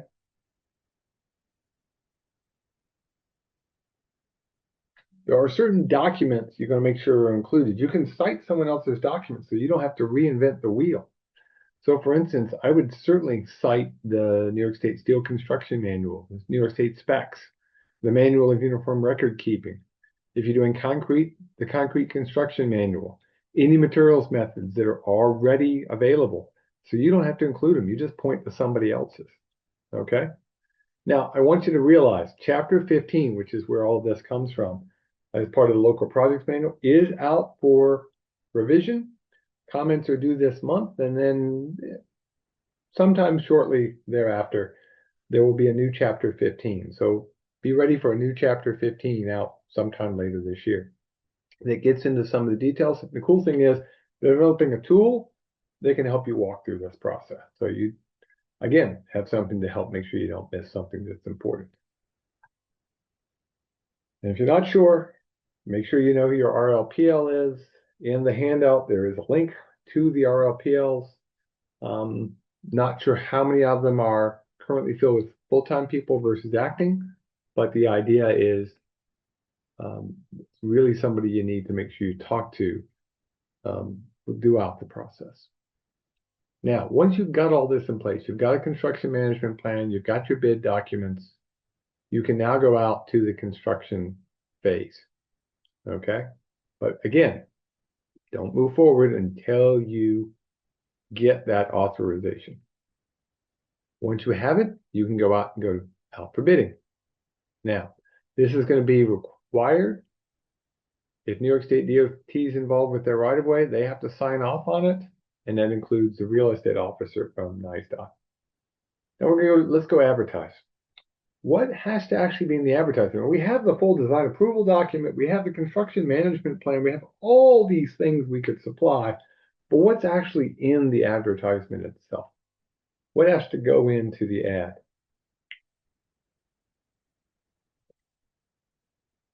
Let's see. The day it's due. Yeah.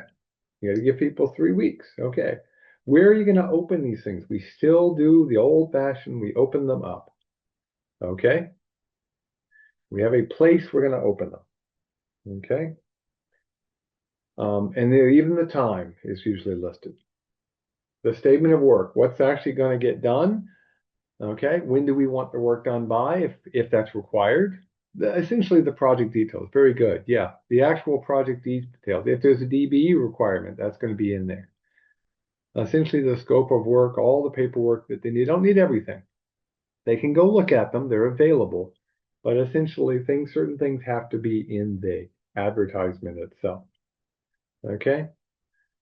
Now, there's the nature of locking people in. Let's go look at the list of what has to be in there. We already mentioned DBE goals. You have to have that PIN number. Remember, we mentioned earlier there's going to be a PIN number, which is the project name and description. Put that on every single piece of paper. That just goes everywhere. Who's the owner? Okay, or contracting sponsor. Where are you going to open everything up? Where can you get the detailed documents? Yeah, most of it's online these days, but make sure you're explicit about that. And then where do you submit? Can you, actually submit the physical copies? Is there a bid deposit, a security required?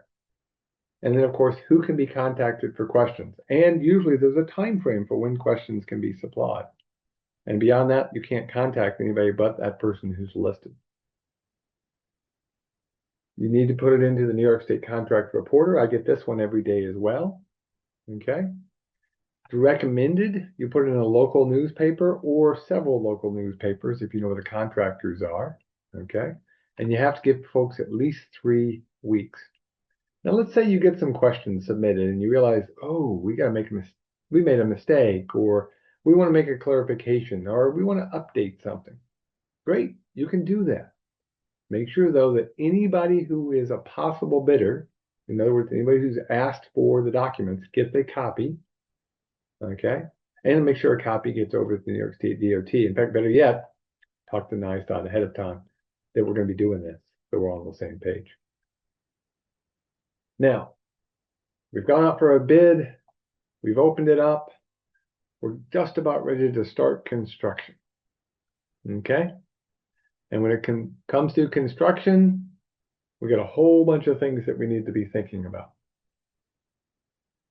Now, step 11 is where we actually bid the project. We've opened them up, and then we open the bids publicly and we analyze the low bid. Okay? Now, all you're doing is low bid in this case. You're not looking at any kind of quality-based selection for the actual work. It's price. Okay? Just have to evaluate to make sure, can they meet the requirements? Are they a responsible bidder? The answer is yes, they win. If they're not, then you have to document why not and go to the next bidder, and so on. Now, part of this is to evaluate any proposed DBE plan and obtain approvals, including any kind of good faith efforts. And the good news is Used to be done with special forms. It's all placed into the EBO. There's time frames for this. After the initial approval, we got 5 days to get it into EBO, and then all the DBs that are involved have another 10 days to get their information in. If you're not sure, there's good information available. You don't have to remember all of this stuff. It's built right into EBO. So you're going to have a bid opening. You're going to have your pre-award. You're not negotiating. Okay. It's a low bidder system. Okay. I know sometimes we do contracts where we negotiate. This isn't one of them. In terms of civil rights reporting, currently the numbers are 15481 and 15482 for EEO and DBE monitoring. But again, the big thing is it's all into EBO. And if you're not sure, pick up the phone, talk to the RLPO. And remember, things do change. There used to be a thing called the AAP 35L, which is a workforce participation plan. It was separate and all that. Well, it's now inside of EBO, which is good. It means everything's in one spot. You don't have to memorize something new, but things do change. Of course, the other thing is that plan really should have been done initially, at least by the engineering firm and the agency, back way in design. The actual plan gets put in by the contractor and submits it prior to starting the work, but you should have already done a preliminary, what you're thinking you're going to see, and so you can do some comparison. Okay.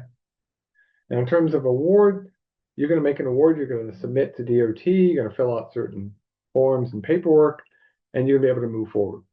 Okay. And again, you don't have to know any of this stuff. You're awarding it to the lowest responsible bidder. Okay. And once DOT says, yep, you can move forward and construct. Now we're going to do some construction issues here. Yeah, that's almost perfect in terms of where I want to be timing wise. Let me just ask, what kind of construction problems do you anticipate on a highway construction? Bridge, safety improvement, roadway rehabilitation, reconstruction. What kind of problems do you think you might see? Weather. Yeah, weather can matter. Material supply conflicts. Soils that you weren't prepared for. Yeah. Field conditions weren't what was on the initial plans. Okay. Something you just didn't plan for. There was an approval that you thought you had and you didn't have it. Yeah, very good. Suddenly there's a staff shortage. Maybe everybody gets sick. Okay. And you could make yourself a list of these things. Maybe you forgot about the ADA. Maybe somebody didn't have a good QA/QC. The inspectors got sick. We've all made lists like this. Here's the thing. Some of these are things that you might not have been aware of.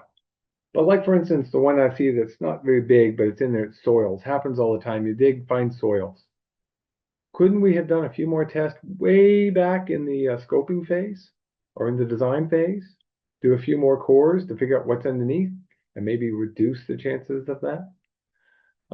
In terms of weather, what time of year do you do something? Do you have equipment? Are you ready to deal with the weather?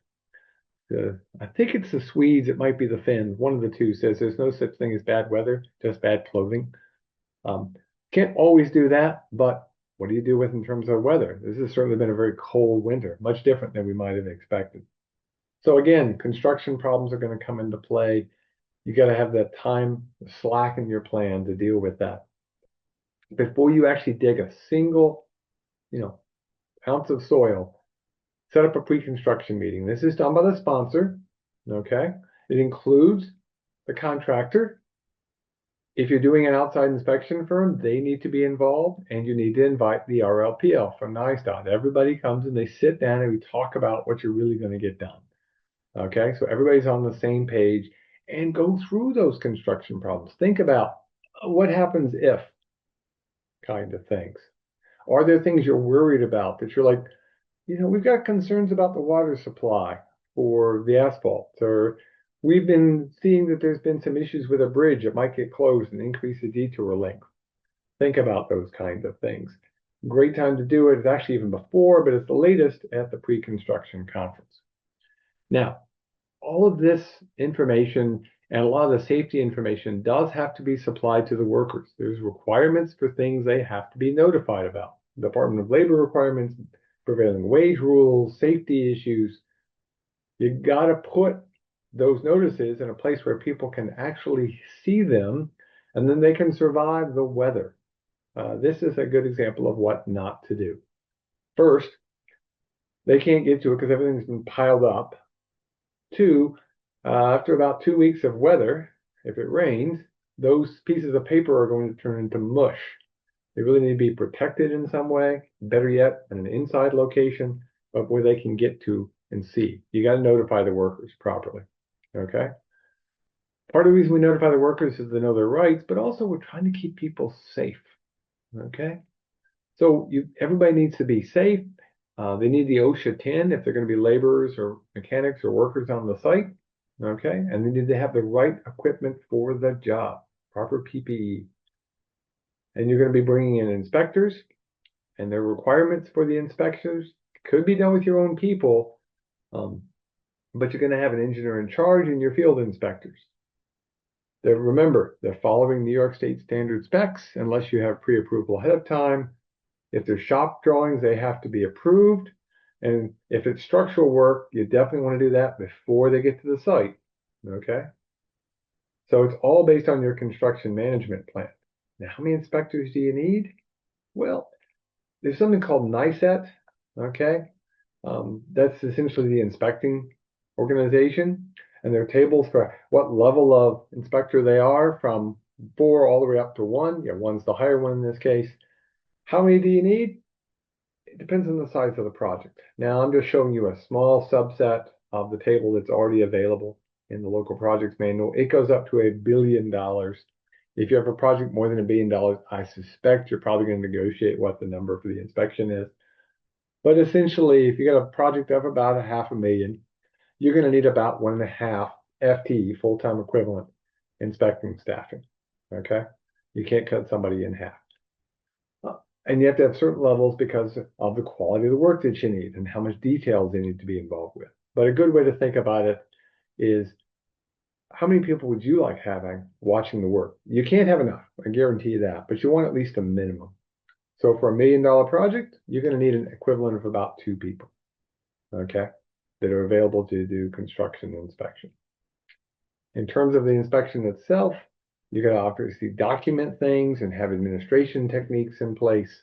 Records management is going to be key because a lot of the inspection stuff becomes a permanent record. Because if it's tied to the structure of the bridge or the road, it becomes a permanent record. Okay, until that bridge or road is gone. You need to coordinate when things are coming in, like concrete trucks or asphalt, things like that. Maybe you need to have more of you folks on site at that particular time. And remember, it's a low bid situation without warranties. So you got to make sure you have good inspectors.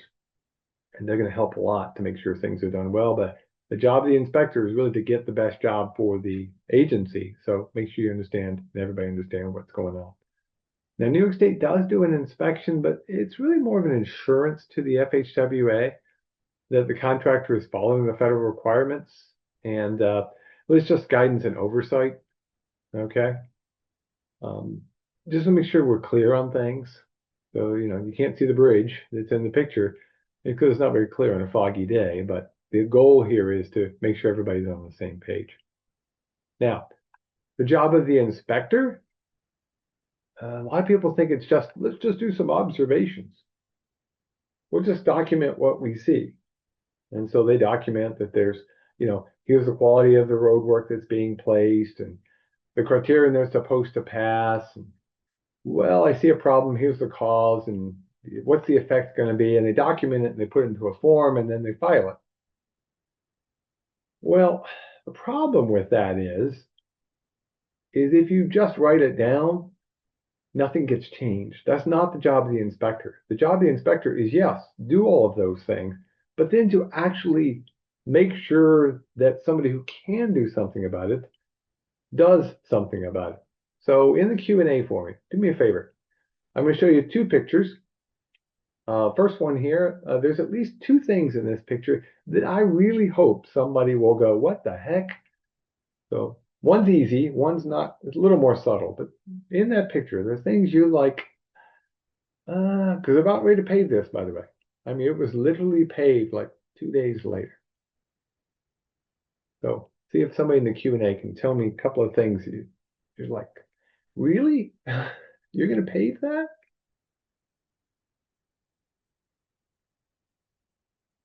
The curb reveal. Yeah, curb reveal's not quite right. Actually, it's not that it's not flat, it's too flat. It's actually so flat that they couldn't get enough crown, and now it ponds water. And yes, thank you very much. There's a cone buried there. Now, it turns out the reason the cone was buried there is because there was a utility that needed to be raised. So they would have the utility cut off for the water line. I think it's the water, it might be the sewer one. And it was too low and they didn't want to go ahead and put the gravel down. But boy, if somebody had missed that, you'd have a problem later on. Okay, let's try one more here.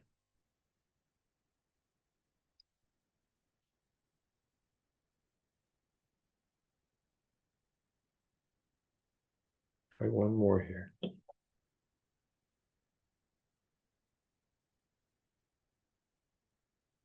Yeah, it's not the awkward sign. So what do you think happened here? Why is the sign facing the wrong way? What do you think happened?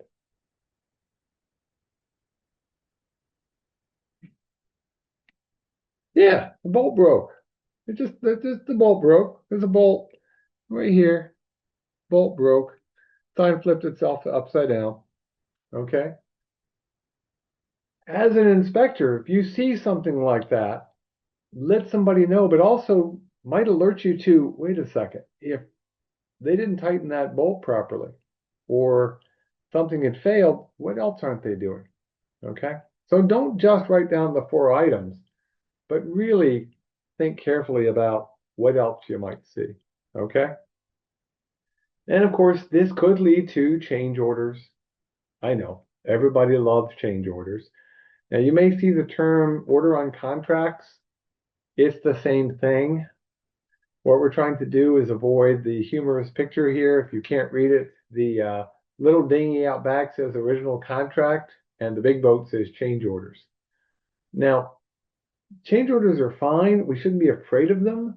In fact, sometimes we get too afraid of change orders, but they do need to be legitimate. So give me some legitimate change order items. Give me some things that, yeah, that's a reasonable thing to get a change order versus contractors just trying to make money. Yeah, there's different site conditions than what was in the original contract management plan or design document. The material suddenly isn't available. There's a supply cost increase to a point, and we'll come back and talk about that. Supply cost increase is not enough. Yeah, there was something found that wasn't there. Turns out there was an estimate that wasn't correct. You found an error in a calculation. That's fine. But again, there's reasons for that. Okay? But time delays and cost may or may not be a contract change, legitimate time order. Okay? Usually has to do to an error or something unknown. If the contractor just was slow, that's one thing. Okay? So again, think very carefully before you do legitimate change order items. Not always legitimate. Okay? So what's a contract change? That's again, this is where you have to do a change order. A change in the scope. Okay? So for instance, a new NEPA requirement comes along and suddenly and immediately applied. So now we have to change the scope of work. That's fine.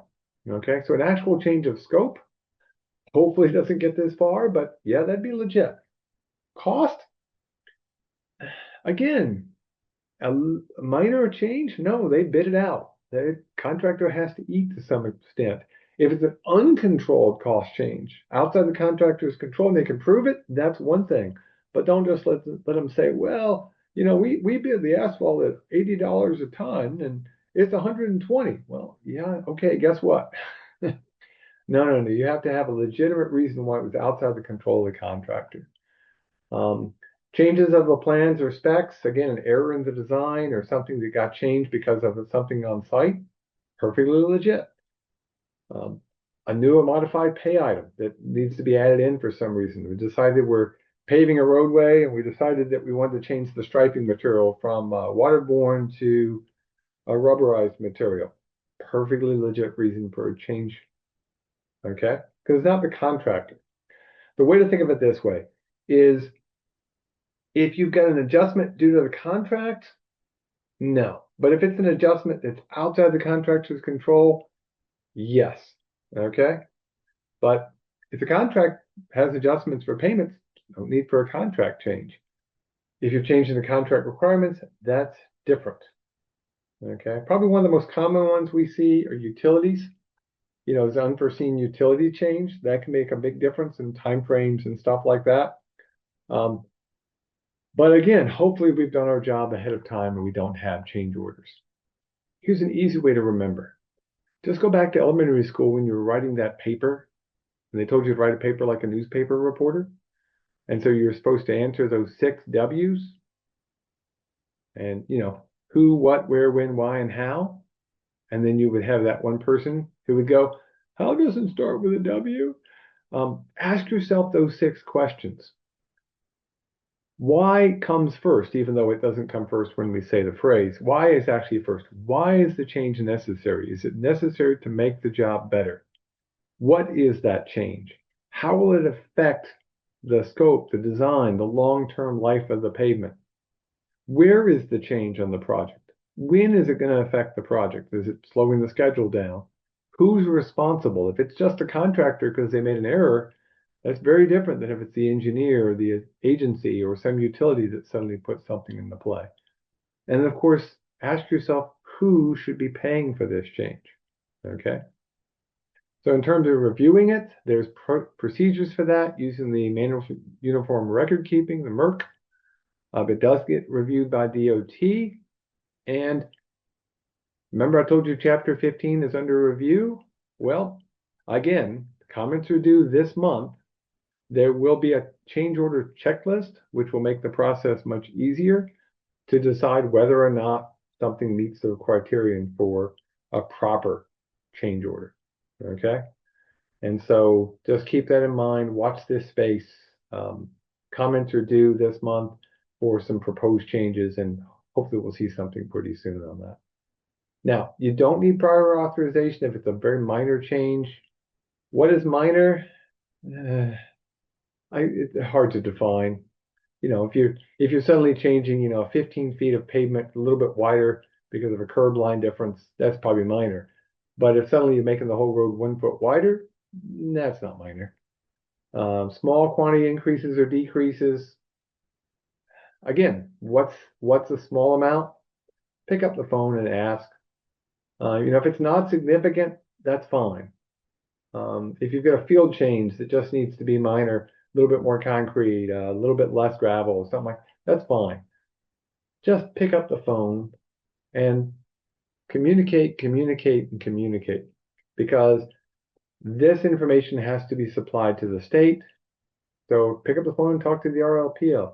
But have a regular communication with them to make sure everybody's on the same page. Okay. Now, one last thing, we'll take our last break for the day.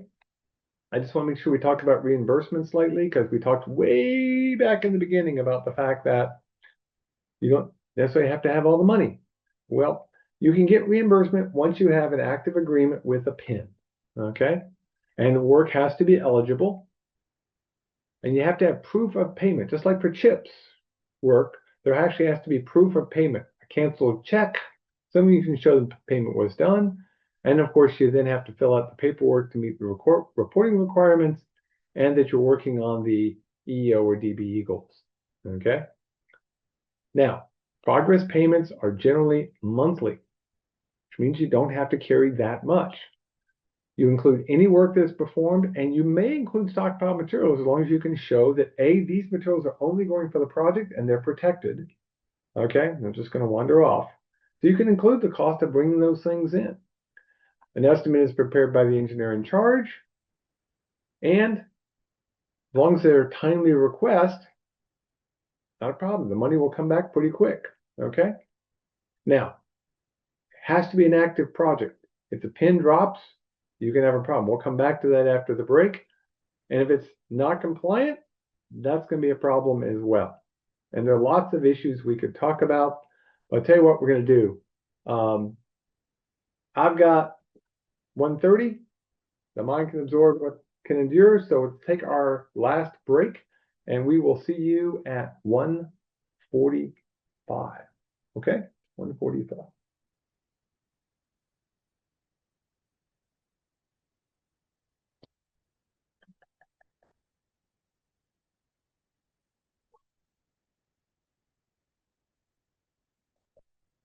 Activate that.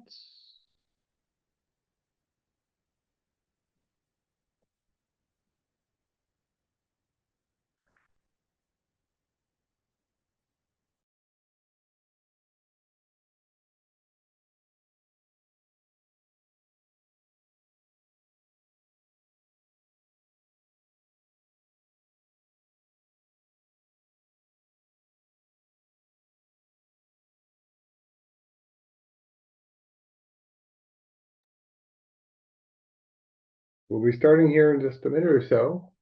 Again, the opportunity is to do a question. So if you have any questions, now is a good time to start putting them in. We're going to be doing our Q&A here in about half an hour. We're going to be able to do a Q&A, which is why the 3.5 hours for the PDH.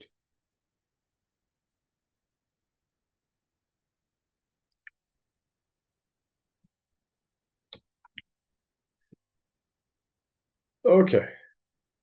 So what I want to do is I want to talk about, finish up our construction issues, get into operations and maintenance real briefly, and just finish up with a few other items before we do our short panel. Just a small group today, I suspect. Essentially, as long as things are moving pretty smoothly and you're communicating well, there really shouldn't be that many issues. But if something happens, I mentioned earlier that there's something called the Corrective Action Plan, or CAP, that the FHWA may get involved with. This is essentially where they might be doing some auditing, or they're worried about monitoring, certain phases of the project.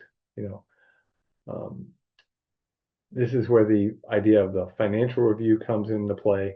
Okay, so most of the time, they're just trying to develop an action plan to remove things. Because the one thing we don't ever want to have happen is something called a fame. Okay, essentially this means you lose some money, and we don't ever want that to happen. So the idea of the corrective action plan is to be proactive before we get to even possibility of thinking about doing some kind of making you ineligible for funding or taking funding away. Now, FAIN officially stands for the Federal Aid Ineligibility Notice. And it can be for the whole project, part of the project, specific activities. It could be even for future projects. Again, nobody really wants to do that. Most of the time, you're going to see those because they've failed to follow the procedures and haven't taken any corrective action. Okay. So that's really what comes down to. And there's a lot more in Chapter 3 in the local projects manual. But again, usually it's because you're just sort of like, what are you thinking kind of thing. So I'm just going to show you a couple of construction photos. And yes, there could be issues dealing with paperwork compliance as well, but photos are more fun. Do you see possible issues here? Things that somebody inspecting that from NICEDOT or from Federal Highway would go, no, that's not acceptable. So I'm hoping you can see three. I see three things in this one when I looked at it the first time. Yeah, there's definitely some safety issues going on here. Yeah, you can throw those in the Q&A if you're not sure, by the way, where to put them. Yeah, there's several safety issues here. The rebar should have rebar covers on it. So that's one issue. There's no PP on the worker. That's probably even the more severe one in a lot of ways. But those two are very, very obvious. Why the heck do we have that going on? You have to have on a safety vest, like it or not. That's just the way it is. You have to have on a hard hat. That's just the way it is. And even that burlap, I guess it is, for the concrete. It needs to be a little bit better situation there. And why does some rebar coated and some don't? Again, there you need to look at the spec. Maybe there's a reason why they're allowing it on and not some of the rebar. How about this one? Okay. And again, yeah, maybe there's a shoring issue. Yeah. What else do you see in this one? I see, again, there should be two pretty obvious ones. There's some couple of other ones in here. See if you can come up with the one or two of the obvious ones. Because generally, if you can get the obvious ones, the other ones, we can work those out. There's very little erosion control, no sedimentation control. There's a pump in the stream, which may or may not be the right one. What about the workers themselves?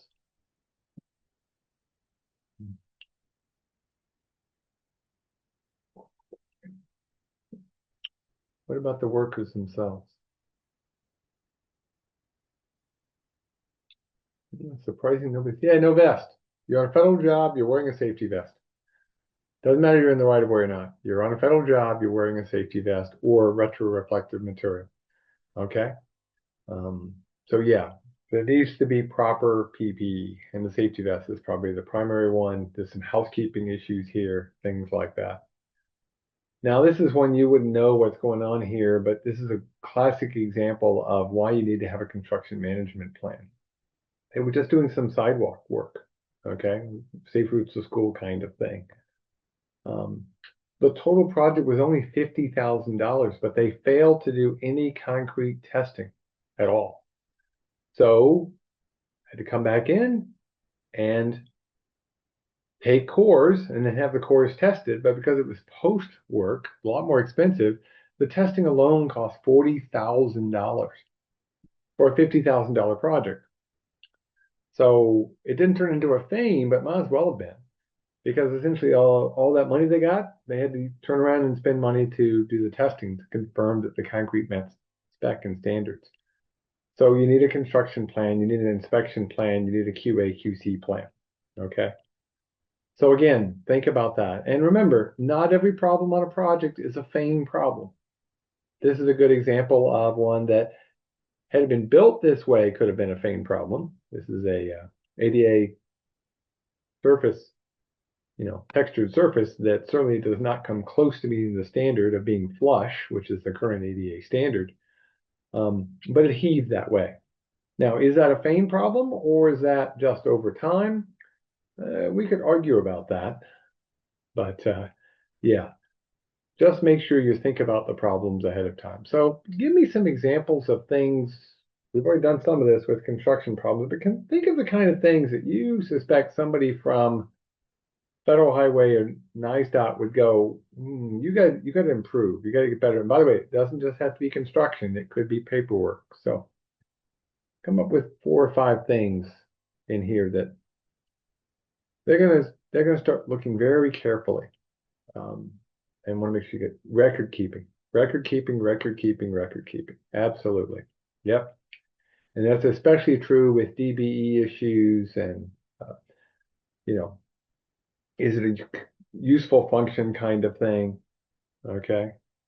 You're not paying your contractors. Oh, yeah, that can get you in trouble. You don't follow ADA requirements. You don't wear your PPE. Yeah. Confined space violations. Progress has stopped. You're not following your own plan or meeting your milestones. You're not doing the testing. You're not keeping good QA/QC on everything from concrete to micropiles. You don't have good work zone signage. Just think about the kind of things you're like, really, is that good use of federal funds? Okay. Lack of good faith effort would be a possibility. No inspector. Yeah. You know most of these things, so just keep that in mind. Now, we're just about done with the project. We've built it. Okay. We had more time. We can get to a lot more detail about a lot more things. But you're going to be closing the project out. So you're going to close down all of your contracts and your completions. So that's going to require first some field inspection to make sure everybody's on board with final inspection. Okay, so you do a final inspection out in the site. You're going to do a contract closeout with the contractor and the subcontractor. And there's a state local agreement that needs to be closed out as well. Okay. And so you have to close all these things out and then make sure everybody's got all the paperwork in place and we formally accept that the construction is done. Okay. Now, we're notifying NICE out of the inspection, though the RLPL is going to be involved with the final walkabout inspection as well. They don't have to be on site, but they certainly must notify them and schedule a site visit. And if they can be there for the actual inspection, that's preferred, but otherwise the RLPL at least walks the site. Now, what's going to be in the final documentation? Well, any final reimbursement request, any payment, the final acceptance of the work. If it's in a state highway, there's a form to fill out to make sure that the state has approved that it's been done. And as-built plans are required on the national highway system or the state highway system, and it's required on a bridge, and it's actually recommended for any project. Really, as-built are really a good idea, and they're required, as they say, on the national highway system or state highway system, and of course for any bridges. A financial summary of everything is useful, okay?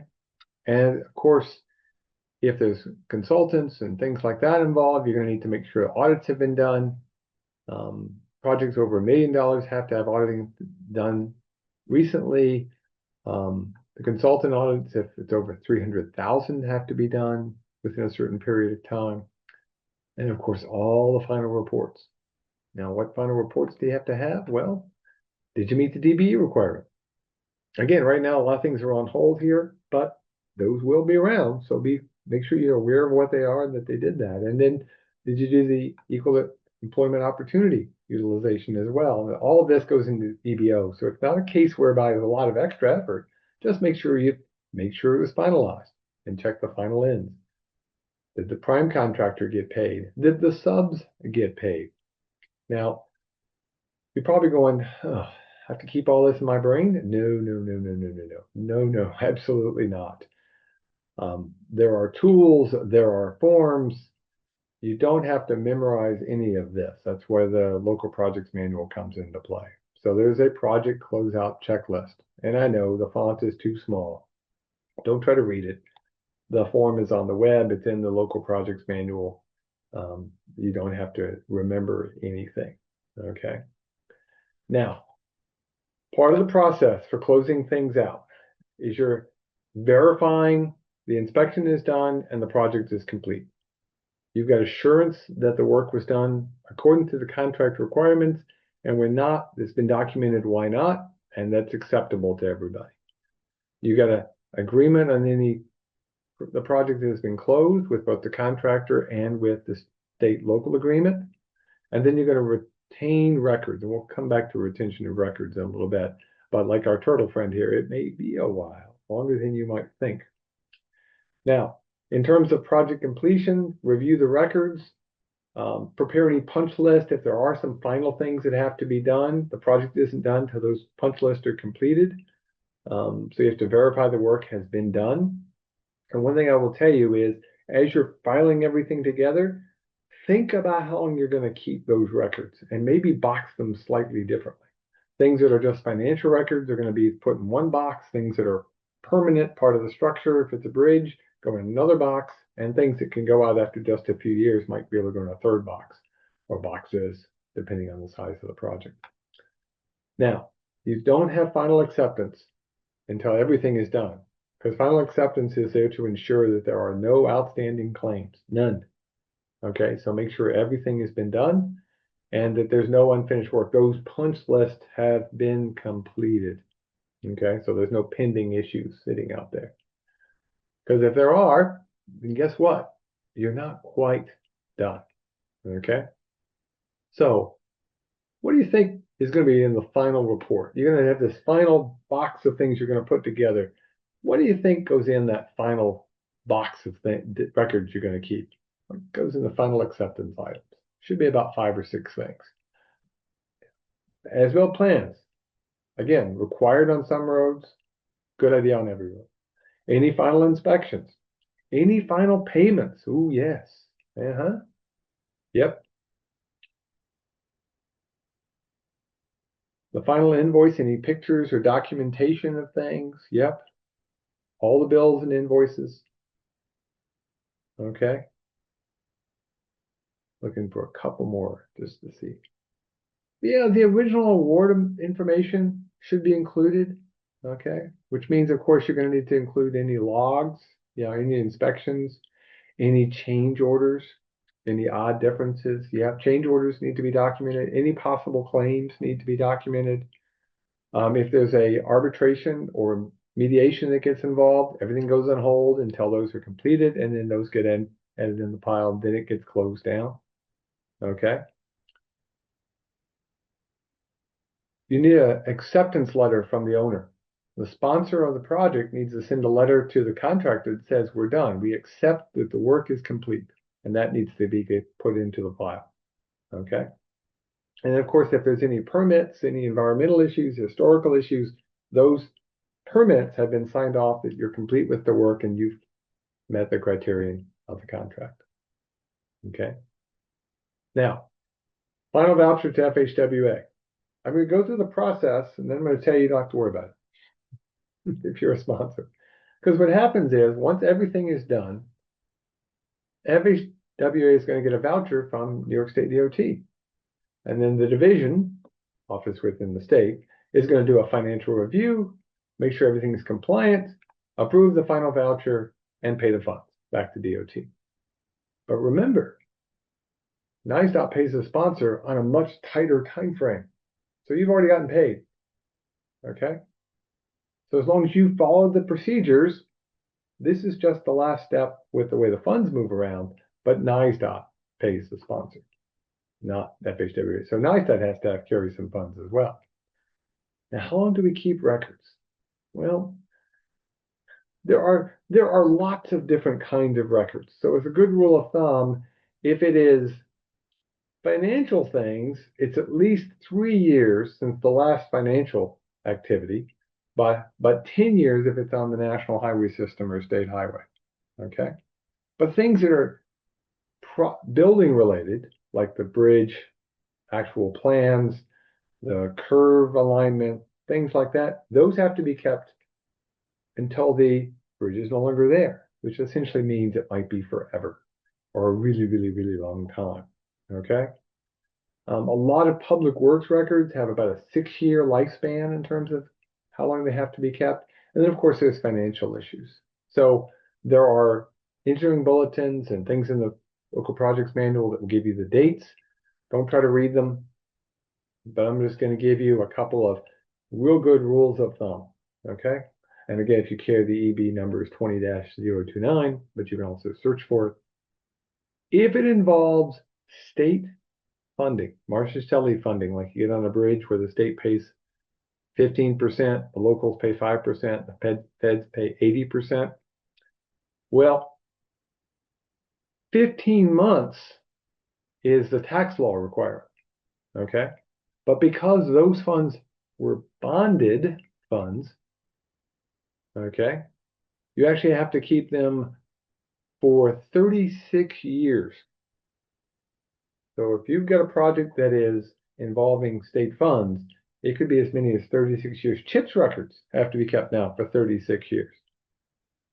It's not an infinity like a bridge plan, but it's a long time.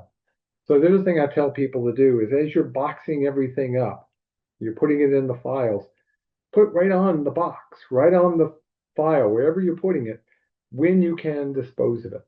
Okay?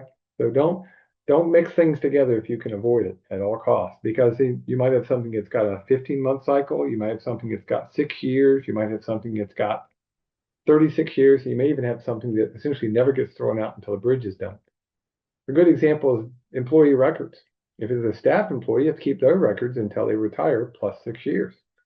So you may want to put on there that very information. Okay. There are plenty of requirements out there. There's plenty of good information. You don't have to memorize any of this. Make yourself a plan.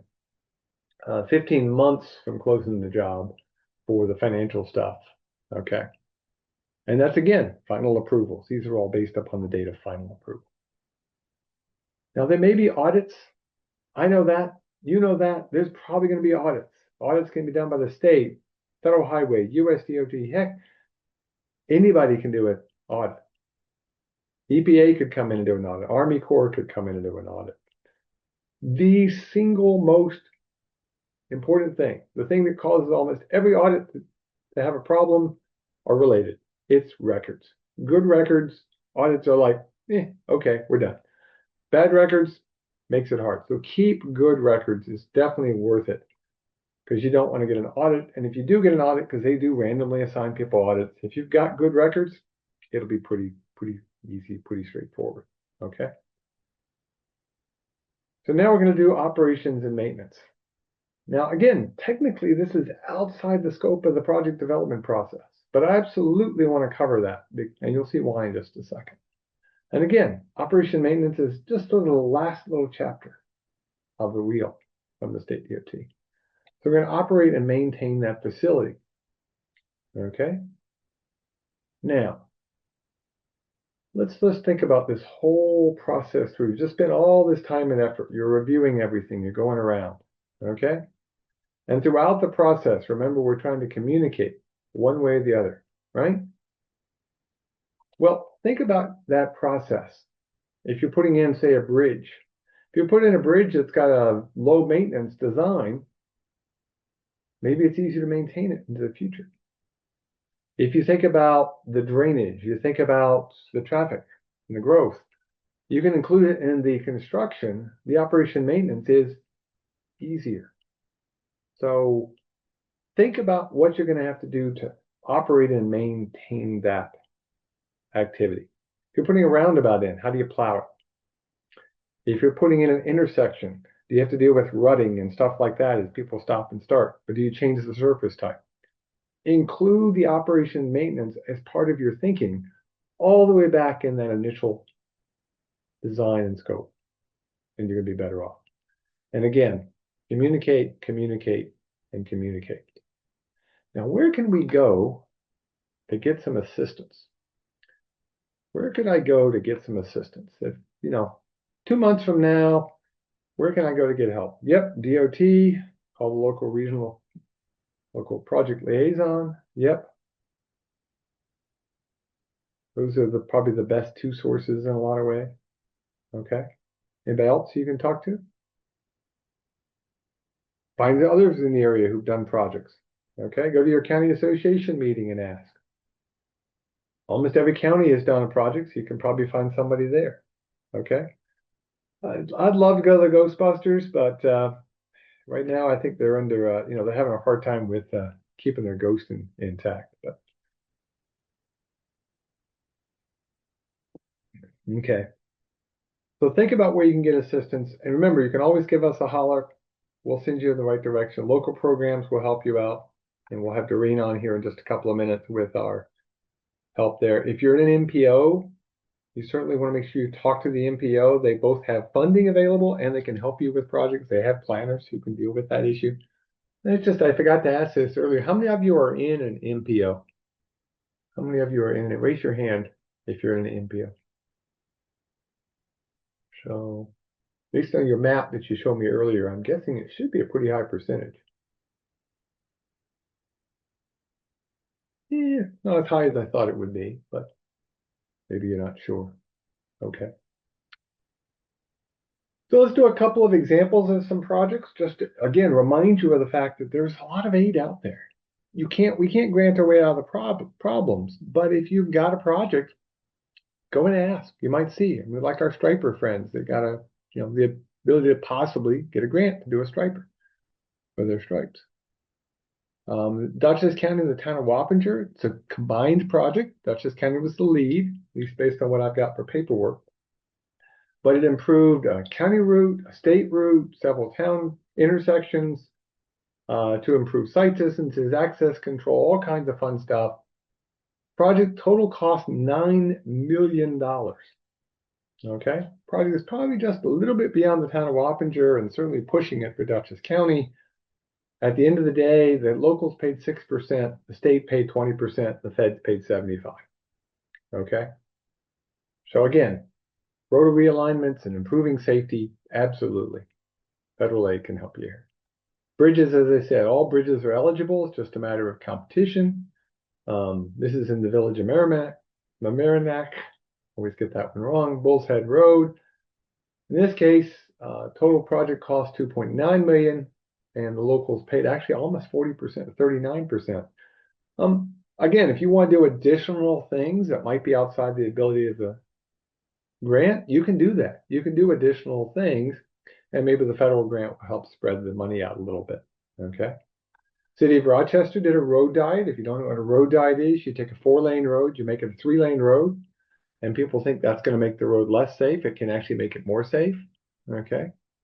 Again, depending on how well it's laid out, because you then eliminate the people running into left turners. And it can actually do okay for capacity. But road diets can be a good possibility of something. In this case, I don't have the breakdown of who paid for what, but I do know the total project cost is about $12 million for East Main Street. Okay. And they, of course, had the fun of dealing with what happened during COVID, because that's when the work was being done. You can do rail trails. I mean, lots of rail trails out there. This is in the Hudson Valley in Ulster County. You've all probably been on a rail trail, or at least driven by one. Okay. City of Kingston improved Hurley Avenue. Okay, so that's an example of a project where they improved ADA crossings. They thought about bicycle paths. As you can see, there's a bicycle path there.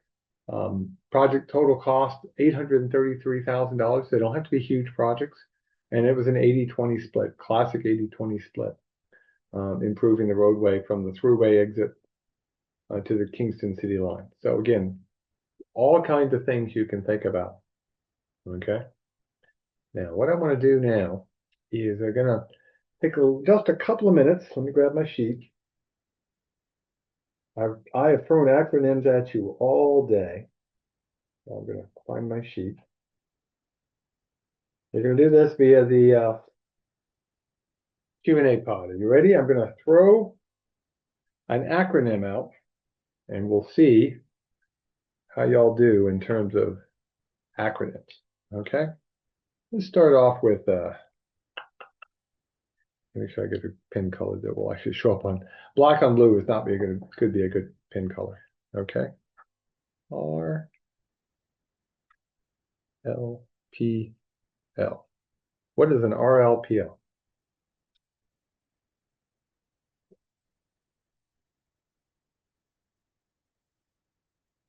Regional Local Project Liaison. Very good. Again, probably the single most important person at the regional level that you need to get talking with when you're doing federal aid projects, and create some communication with them.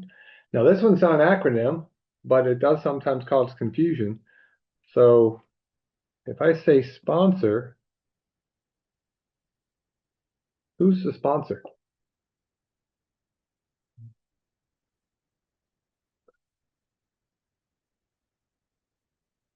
The project owner, the local agency, the one who wrote the grant. Yeah, that's, well, maybe not wrote it, but the ones who were signing off and all that fun stuff. Okay. So yeah. So in the case of local projects, you're going to have a contractor, you're going to have a sponsor, which is usually a local agency or a combined set of local agencies with one lead agency, maybe even an MPO involved, state DOT, federal highway. Okay, very good. Oh, let's do, oh, what the heck? We'll do this one. FAIN, F-A-I-N. See if you remember that.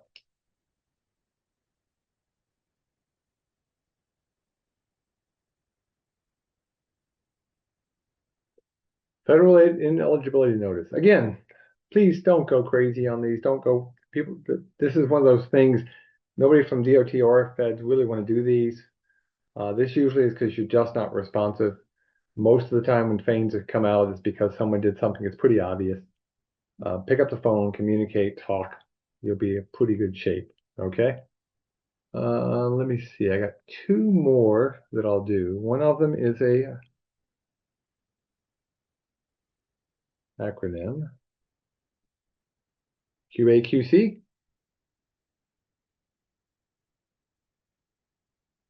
And no, it's not quit asking, quit checking. before somebody puts that in. Quality assurance, quality control. Again, we just need to make sure we get what we pay for. Okay. And then, again, this one's not an acronym, but it's a good one to end with. And that if you hear the term division,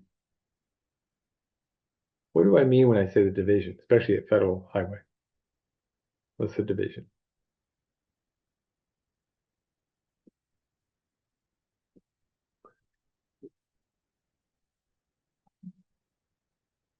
It's the New York State offices of the Federal Highway Administration. We don't call them state offices because it would be confusing. We call them divisions.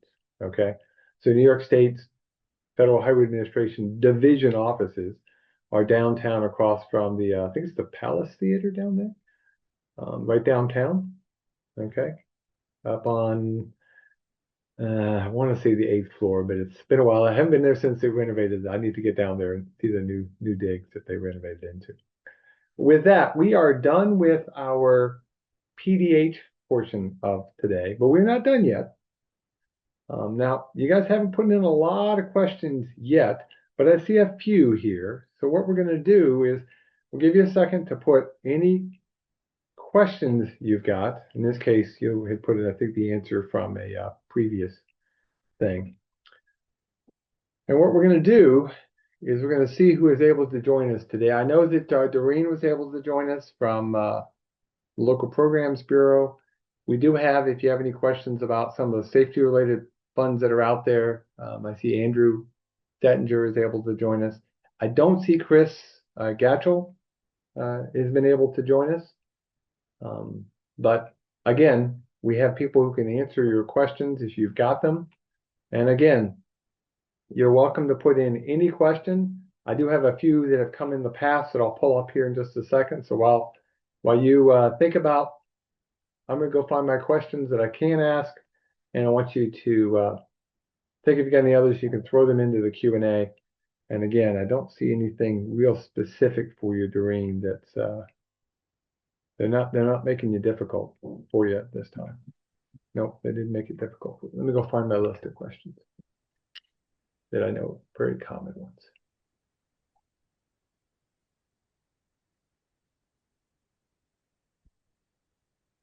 Okay, you're there, Doreen? You want to introduce Yes, I yourself? am here. How are you? I'm good.